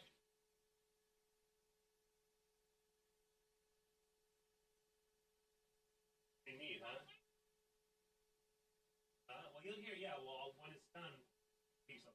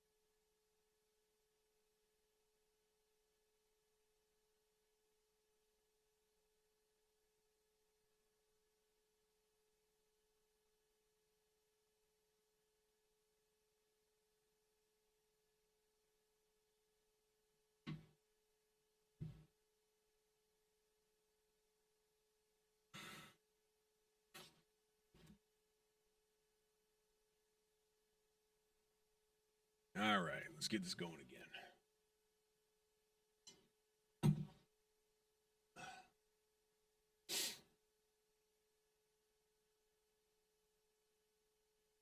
Chapter 13, Marketing Inward. Authenticity is the key to building a brand. The truth is, people want to connect with real people. Gary Vaynerchuk.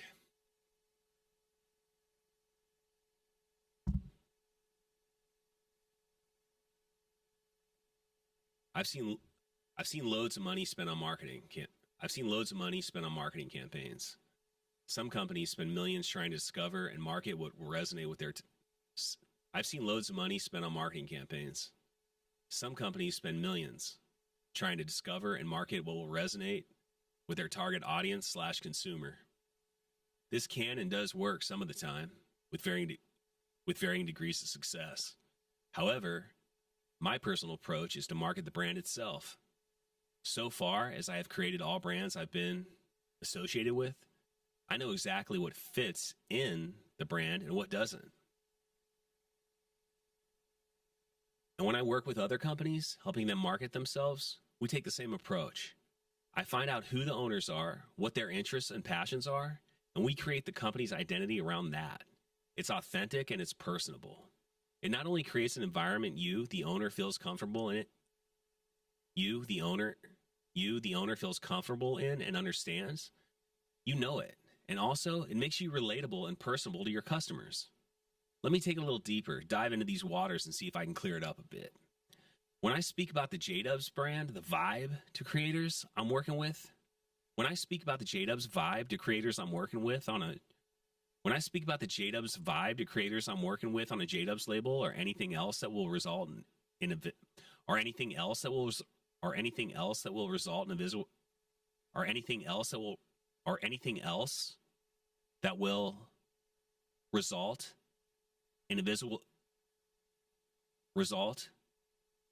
a visual representation, I usually spit out the following in no particular order. It's Florida, without being another cliche beachy brand. It's fun, but the art is refined. It's colorful, yet organized. It's ska, sublime, a touch of hip-hop and reggae. When you come into the public side of my brewery, you will almost always hear the songs in that type of imagery. The one exception is the non-public production side of the brewery, in which I let my brewers listen to almost anything they want to. Happy brewers make good beer. I love me some Waylon Jennings, but you'll never hear that in the tap room. It's just not JDub's. Everything I do that is associated with the brand in any way stays with what I believe JDub's is, what belongs and what doesn't, and I keep it there. Another facet of the JDub's jam is quality. I don't say I make the best beer. That's for the consumer to decide. And despite what some may say about me, I'm not that arrogant. However, I do know my beer is high quality. I've dumped several thousands of dollars down the drain over the years when I thought a beer didn't live up to the JDub standard of quality. If I don't believe in it, you won't taste it. To wrap this all up, there's no room for wiggling outside of the JDub's brand in my company. By doing this, I'm staying true and authentic to the brand. As an example, I'll include the logo for a flavored water concept I had. I was and potentially will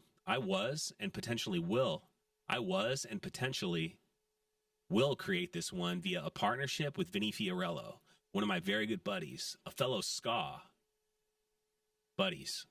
entrepreneur and co-founder of iconic ska band, Less Than Jake. Oh, this baby does have soul of a fucking punk rocker. The beverage company, Punk Water, along with tagline, functional water for dysfunctional minds, is a homage to the counterculture, in your face brand, if you will.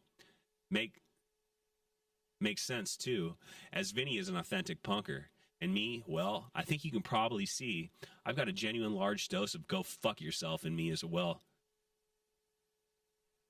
I've got a genuine large dose of go fuck yourself in me as well. Speaking to the authenticity points, speaking to the authenticity points, speaking to the authenticity piece of points made in this chapter. Punk Water is an authentic play. Punk Water is an authentic play on the meshing of a, on the meshing of on a, of the play on the meshing of an, on the meshing. Punk Water is an authentic play on the meshing. Punk Water is an authentic play on meshing an authentic personal message that most people resonate with, at least to some degree, whether they want to admit it or not, and the rising popularity of functional beverages. To take it a step further, we give each beer its name rather than a list of ingredients or flavors for a moniker. In the instance below, we drew inspiration from a particular punk song by the Descendants. The idea was to give each offering the Punk Water lineup its name in the same way a music album is comprised of individual songs, each having their name. It just works. Think about the marketing angle and possibilities here. Imagine how much fun we could have getting non-punks to dig the brand. People you never associate with the punk vibe or culture. However, do you have a little screw you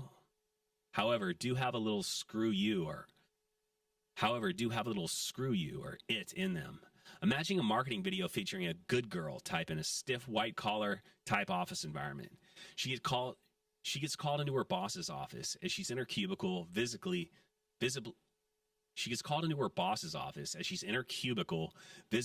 over the place.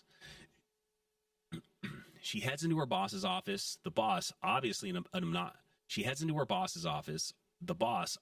obnoxious stiff, immediately begins browbeating her and going on and on.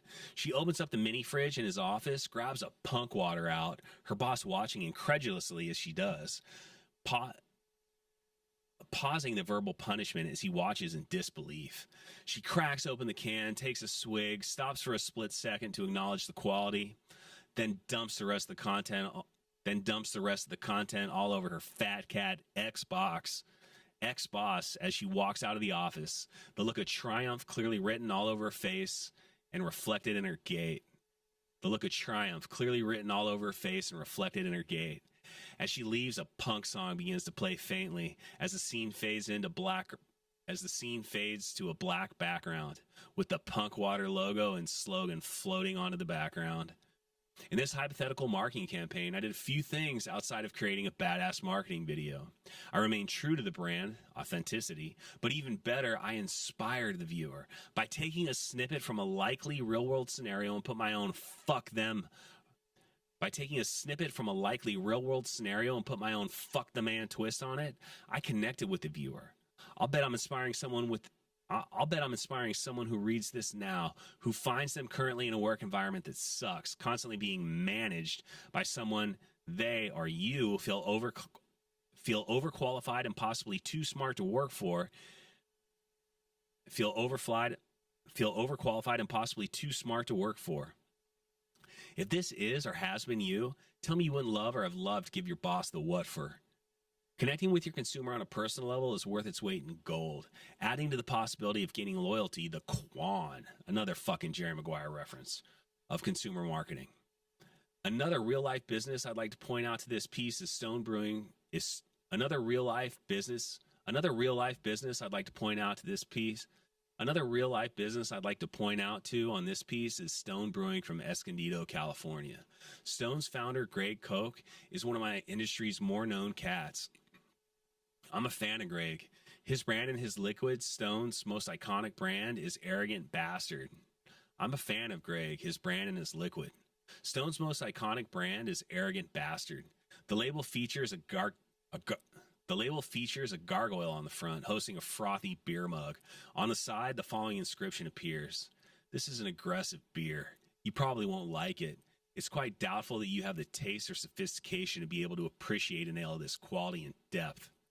Talk about authenticity. And honestly, I know the owner. Greg, some would argue, that Greg, some would argue that the beer and its persona are made in his image. Greg, I love you, and I hope you know I'm coming from a place of respect and admiration. Another point I'd like to make on this subject is self-marketing. Some folks, another point I'd like to make on this subject is self-marketing. Some folks who've done a wonderful job at this that immediately come to mind are Gary Vaynerchuk, Raymond John, and the late Ronnie Dangerfield, who donned his signature tie on every performance. These folks, as far as I can tell, are and were all being authentic. But they're wise enough to know that self-marketing has tentacles extending into their business endeavors. When self-marketing is authentic, it's always a winning outcome. No one can call you out for being yourself. On the flip side, try to be something you're not. To front, and cousin, let me tell you, you're about to get embarrassed at minimum and lose customers, money, and self-respect at worst. When you come correct. You market yourself anything involving your brand. When you come correct. When you come correct as you market yourself. When you come correct as you market anything involving your brand. Now, enough on marketing. This is a book about business shit.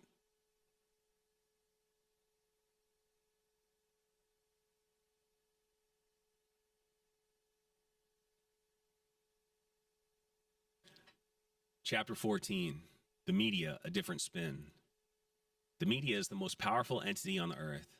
They have the power to make the innocent guilty and to make the guilty innocent, and that's the power, because they control the minds of the masses. Malcolm X. Before anyone accuses me of getting political, I am not. If you're not a Malcolm X person, that's your prerogative. Anyone else hear Bobby Brown there? But I want you to try and see past that. And break this statement down with me. It'll give you my personal take on and experience with the media. Let's take the first few sentences. They have the power. The emphasis here is power, and that's the important part. Understanding that the media is very much powerful. At this stage, you may be saying, well, no shit, JDub. I already know that. Okay, I hear you. Now my insight. You see, the media you and I are likely going to be dealing with is local media. This refers to people tasked with talking about local businesses, promoting the guys and gals within the community who are creating jobs and making waves. I've always been keenly aware of this and actively sought out in every instance I could to fork over information about my business I thought might be newsworthy. The power I'm referring to isn't bad. These guys spread the word for you in a good way. For example, around our first year anniversary at JDubs in 2015, when craft beer was super sexy, there was a local reporter who was a known craft beer lover. At that time, my brewer was by far the most popular in the area, and we had a very large and loyal local following.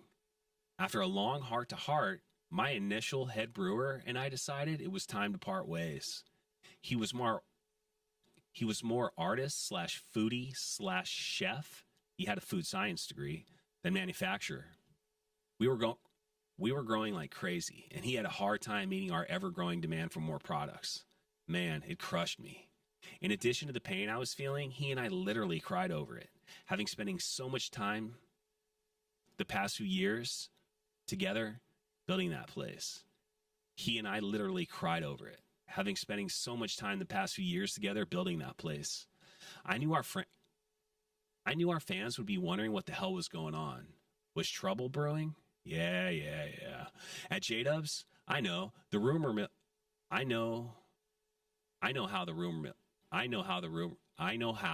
rumor mill works. And Sarasota was a much smaller town back then, pre-COVID. And I was scared shitless people in the local community were going to have a field day with this. So I got on the phone with that particular local beat writer and invited him over to the brewery. I brought him into my office where I and my head brewer met him and told him all about the departure, why we made the mutual decision and how hard it was for both of us, and how we both had nothing but love for each other, the brewery, and JDub's future success. By having the wherewithal of a potential By having the wherewithal of a potential future fallout and utilizing my connections with a local reporter who could be my loudspeaker to the masses, I was able to effectively get in front of any potential negative outcome and turn this into a feel-good story. This story made us look like a good company with good people doing so good in the market that we had to let our beloved head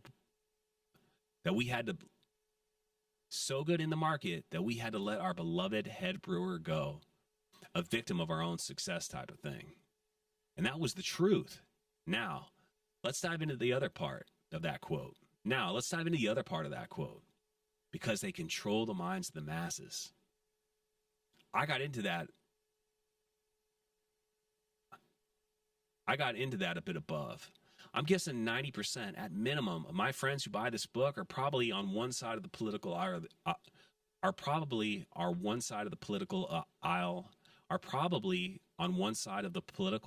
aisle or the other. No, stop. I'm still not going there. The point is, I'm guessing whichever you are coincides with the news channels you watch. Now, I'm not suggesting you're a lemming. I know you have your opinions. However, I think we both agree that the news channels you follow align with your political views. As you get your news from those channels, your opinions are, to some degree, influenced. Luckily, this isn't the case with us businesses at the local level. However, the point is still the same. What the media reports, good or bad, the public will digest. What the media reports, good or bad, the public will digest. So, my advice to you is to get the phone numbers. Of some of the local journalists. Develop a relationship with them. And when you have a win or success you think could be newsworthy, develop a relationship with them. And when you have a win or success you think could be newsworthy, shoot them a text. They may bite, and their positive view of you and the win you report, they may bite, and the positive view of you and the win you report will translate into positive media in the local community. But don't just stop there. Extend this philosophy to any and all media in your industry. In brewing, the trade association, the annual Craft Brewers Conference, or CBC, consisted of a trade show wherein everyone and anyone doing business in and around craft brewing would attend. Thousands of businesses would come, setting up booths to promote their products. Moreover, every media outlet reporting on our industry and breweries creating new newsworthy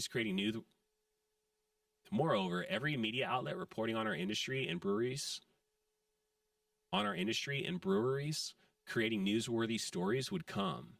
I made it a point to get to know folks who worked at some of those publications and develop authentic relationships, which did indeed have a positive impact on my company as we became a known brand on the local, regional, and in some instances, national level. And the point I want to make on the media is that I believe when it comes to businesses, you get attention based on your motives and agenda.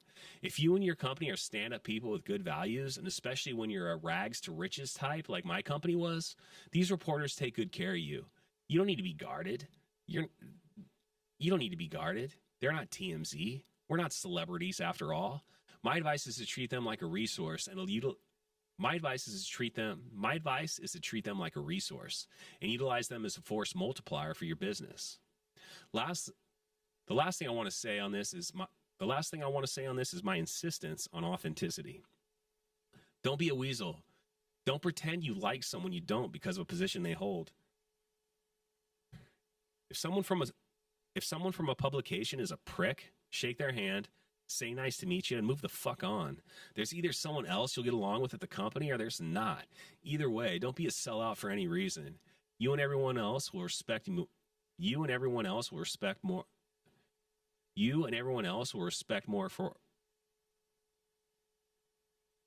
Either way, don't be a sellout for any reason. You and everyone else will respect you more for it in the long run. And that doesn't just apply to the media. That's anyone.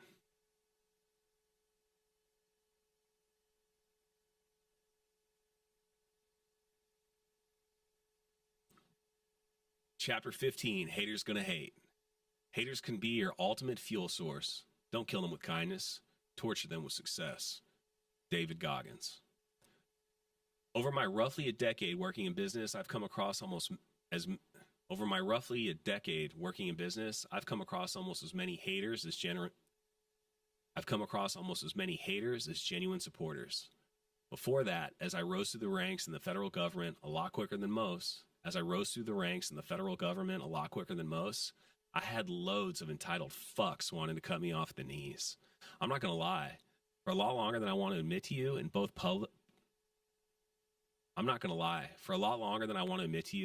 public and private sectors, I let those hating bastards get under my skin on weight. I let those hating bastards get under my skin on way too many occasions. Criticism sucks, and I'm not talking about the constructive kind. I'm talking about people who throw slander your way as you do your best. I'm going to flip the script a bit. Enjoy that shit. You see, the moment you don't have people hating on you, talking shit, that's when you've lost your edge. In the movie Straight Outta Compton, the members of NWA observed people smashing and burning their album as the band witnessed the event from their tour bus, driving to their next venue. The guys commented on how shitty it was seeing their art get destroyed by haters. Eazy-E chimed in, "Fuck it, they bought those records." When you're the point person in anything, you've got the biggest bullseye on your back. The minute folks quit talking shit is when you've lost your edge. Remember, it's never the successful people who are bringing you down. It's always the weasels, the ones who don't matter. It's never the folks whose opinion matter. In the rare instance it is, ignore it. No one is liked by everyone. My dad is the nicest guy I know. I mean it. He doesn't have a mean bone in his body. And is kind to everyone he meets. And I vividly remember a guy who worked with him who hated him. I never got it. I still don't. Point is, someone or some people just won't like you. Let that shit roll off your shoulders. And like I said, try to consider shit talking a compliment. Keep your people, meaning your true friends, your circle, close. I'm sure there's a reason someone like Oprah keeps her best friend Gail so close, and Whitney Houston had Robin. The show Entourage was all about this. As you move up, as you become more successful, more phonies and haters are going to manifest. Stay the course, don't let them get to you, and keep your people close.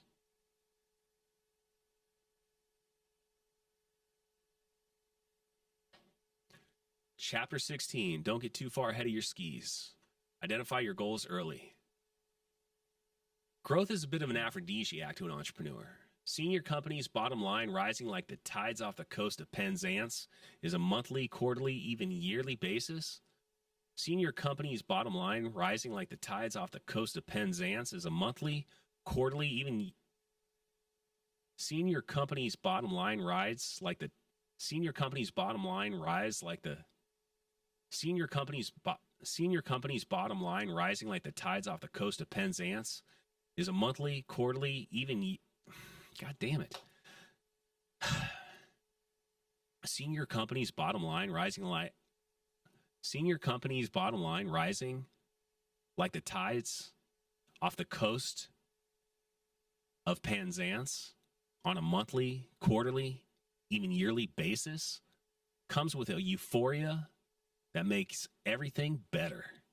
Makes it all warm and fuzzy like in my creepy biker voice. When you're on a growth streak, it's easy to get carried away and start making decisions based on anticipated growth rather than the predetermined objectives you might otherwise feel are best for your business. Let me relate one of my own personal fuck-ups and illustrate my point on a word. Let me relate one of my own personal fuck-ups to illustrate my point in a word of warning.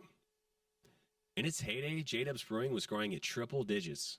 In its heyday, JDub's was growing at triple digits year over year. We had penetrated Publix, the biggest retailer in Florida, in all 3 sets. That means across the entire state, baby. We were on a roll. Let it ride. The distributors loved us. The ones with all the power in the beer business here in the good state of Florida. Profits and package sales, cans, are the least profitable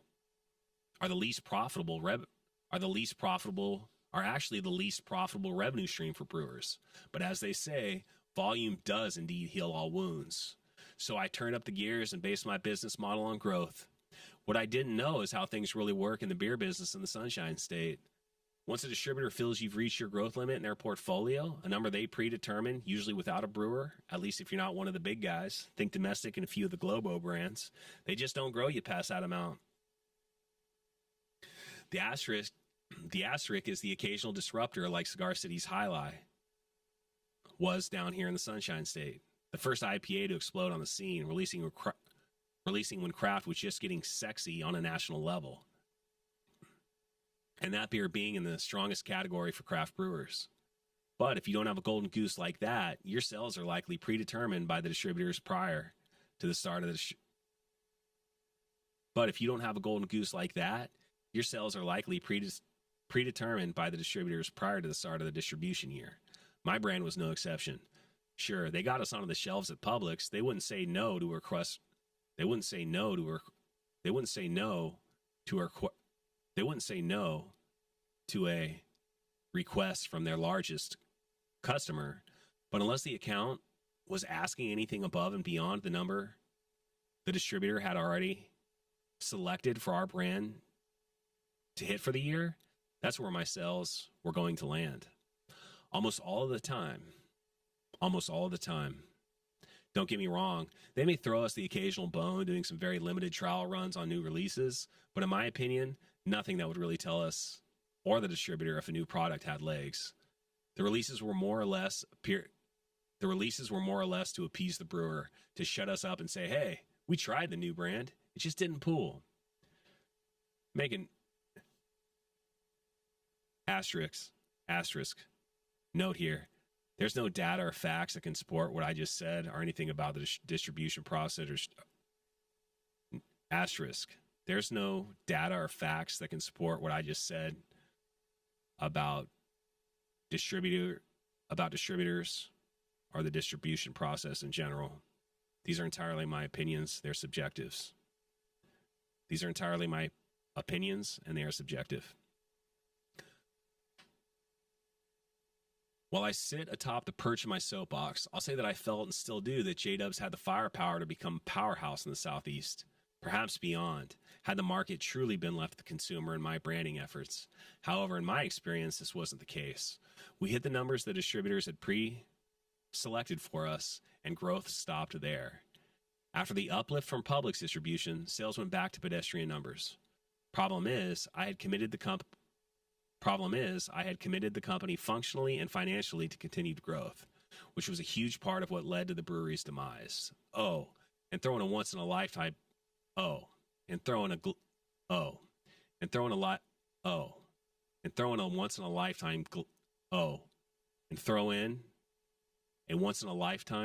global fucking pandemic. Point is, regardless of the factors, I made a huge mistake so many others do while the getting is good. I unknowingly risked my company's health for expected growth. While I was on the roll, I let it ride, baby. When I got cold and things that prevented that from happening change, I was fucked. But JDubs isn't the exception. Any business that is running based off unreasonable future growth projections can and most likely will be hosed. In hindsight, I should have paid attention to all those hours of research. In hindsight, I should have paid attention to all those hours of research. In hindsight, I should have paid attention to all those hours of research I did do up front and created an attainable growth roadmap. I should have focused on the tap room, the highest revenue generator, and only sought out limited, focused, off-premise sales and draft, that's keg, form. In hindsight, I probably should have never put the beer in cans, as much as doing so gained the right kind of attention for the brewery and stroked my ego. Take heed in my story. I do not stand alone. Base your financial model and projections off reasonable numbers. Put it in a feasibility statement, a business owner's sort of sniff test to see if a venture is viable, and be honest with yourself especially. If the conservative, attainable benchmarks you are plugging in your business plan are feasible, And be honest with yourself, especially if the conservative attainable benchmarks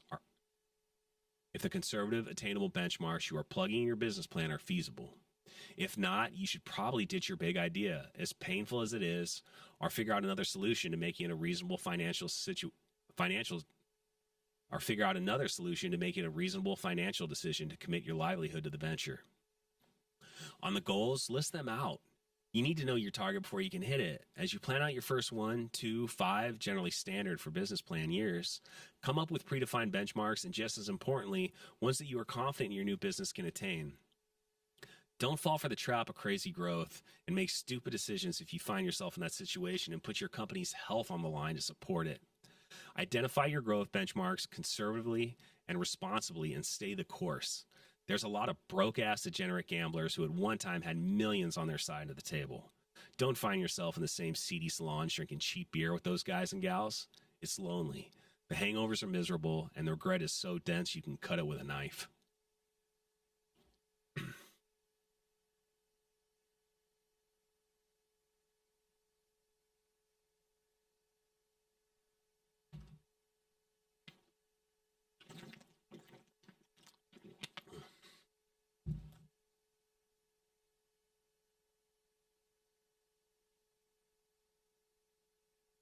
Chapter 17. The execs. Nothing like you and me, most of the time. They are like us. They look like us. They are like us. They look like us. But they are not like us. They're different. Nada. Played by Roddy Piper. They Live. Directed by John Carpenter. 1988. So, your business is firing on all cylinders. You're kicking ass. You're kicking ass, you gunslinger. Or for some other reason, you find yourself across the table or rubbing elbows with, or for some other reason, you find yourself across the table or rubbing elbows with someone, or for some other reason, you find yourself across the table or rubbing elbows with someone with their initials embroidered on their sleeve. It's called a monogram. It's called a monogram. It's called a monogram. You may even find yourself invited to one of their private jets. You may even find yourself invited on one of their private jets. You may even find yourself invited on one of their private jets. Yep, been there. Yep, been there. If you're anything like me, you'll feel pretty darn uncomfortable in these. If you're anything like me, you'll feel pretty darn uncomfortable in these instances. And after a whole lot of experiences and like scenarios, as a blue collar CEO, reminding you of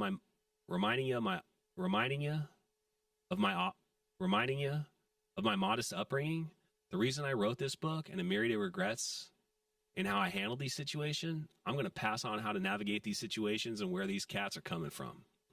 First of all, know this. Most heads of medium to large sized companies don't give a shit about you. They are the privileged. They are the privileged. I'm not saying that all people of privilege are this way, but people of this stature generally are legacies of the company they represent and or come from generational wealth. Your life's experience was likely nothing like theirs. Remember, my intended audience was the blue collar type. So if the shoe fits, and their greatest struggles were likely between some hash lines on a playing field or an exam in college or grad school. They have no idea what it's like to sweat, keep the lights turned on in their business, make payroll, keep paying for inventory, make sure there are enough employees to cover all their shifts, or all the other countless shit that consists of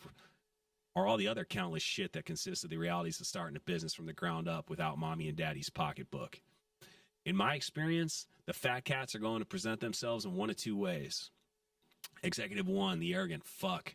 This guy or gal, I'm being diplomatic here, is usually an old white guy. Hey, just my experience. Don't hate the messenger. He's wearing a suit damn near every time. His hair is always neatly combed, and he's got a slew of yes men around him who are quiet. And when they do open their mouths, it's to reiterate what he said and more or less kiss his ass. Pretty fucking cliche, right? It is. Now, how does he deal with you?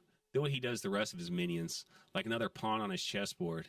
That's what you are to him. You're a flash in the pan. Someone probably told him to take the meeting because of X, Y, or Z. He should visit your business because of some reason that may benefit him. He's there to have a look at how he's there to have a look at how he may benefit. He's there to have a look at how he may benefit.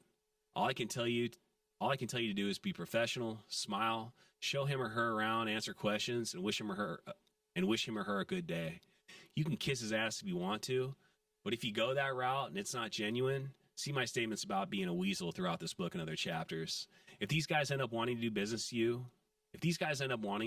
with you, they'll find you.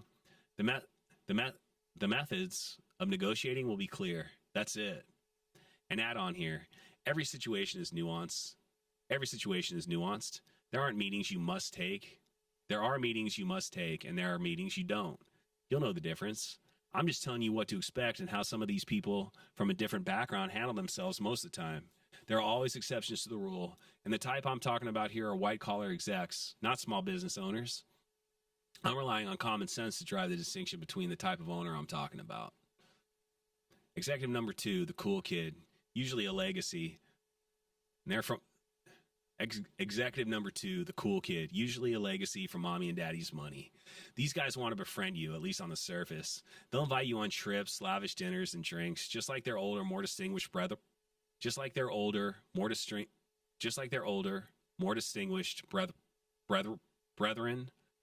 Just like their older, more distinguished brethren of privilege. They want something out. They want something out of you. It's important to keep your cards close to your chest. Be cool, but remember they have an agenda.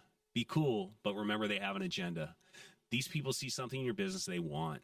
And this persona, even if to some degree may be authentic, is also very likely a manipulation tactic to get you to bend to their will. The bottom line here is that no matter the exec, play it professional. There are loads of more types. These are just a few. Do not appear impressed by the stature. Do not appear impressed by the stature or shiny objects, planes, entourage, clothing, or jewelry, etc. they show up with. You make a big deal out of this, they'll consider you Bush League, another amateur. Trust me, you don't want that stigma. Treat them professionally, like a peer or business partner. Be cordial, and do not kiss their ass like they're minions. Remember, as impressive as they and their bank account may be, these people want something from you. If you grovel, they think they own you, and they'll act like it. Set the tone, behave like a peer, and you'll be surprised at how most of their minions will take notice and treat you accordingly.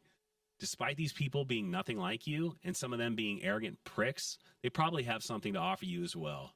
Keep your cards close. Like I said, don't kiss their ass, but don't be a jackass either. Trust me, if you act like a jackass, you'll lose respect ASAP, and probably without ever being told. Probably lose a deal you may have had without ever knowing you had one. You'll lose respect ASAP, and probably without ever being told. Probably lose a deal you may have had without ever even knowing one existed. Probably lose a deal you may have had without ever even knowing one even existed. Now, you know what to expect and how to behave when you meet these types. Go get them, Tiger.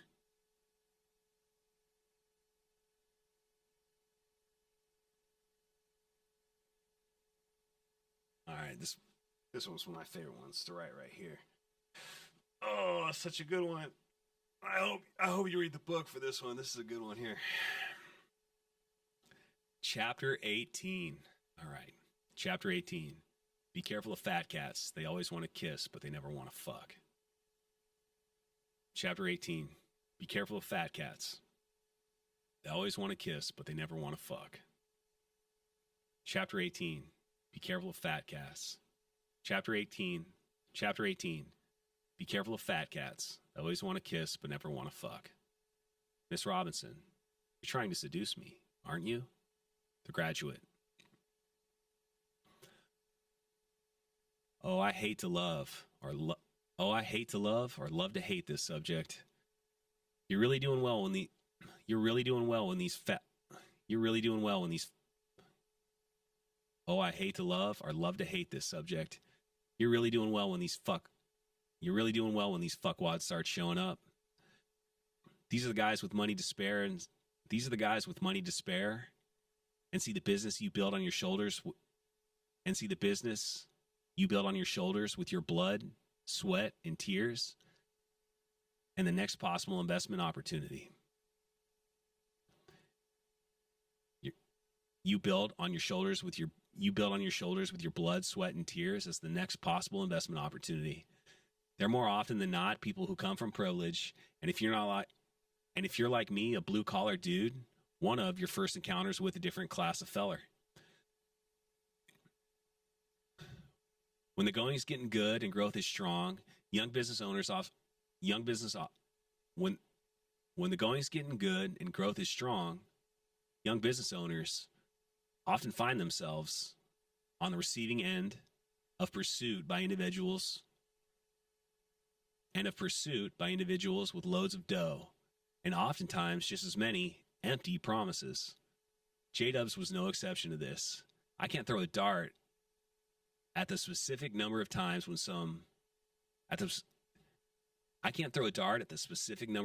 some wealthy persons approached me, offering money that could change the stars for me and the company.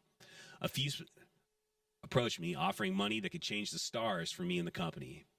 specific times speak out.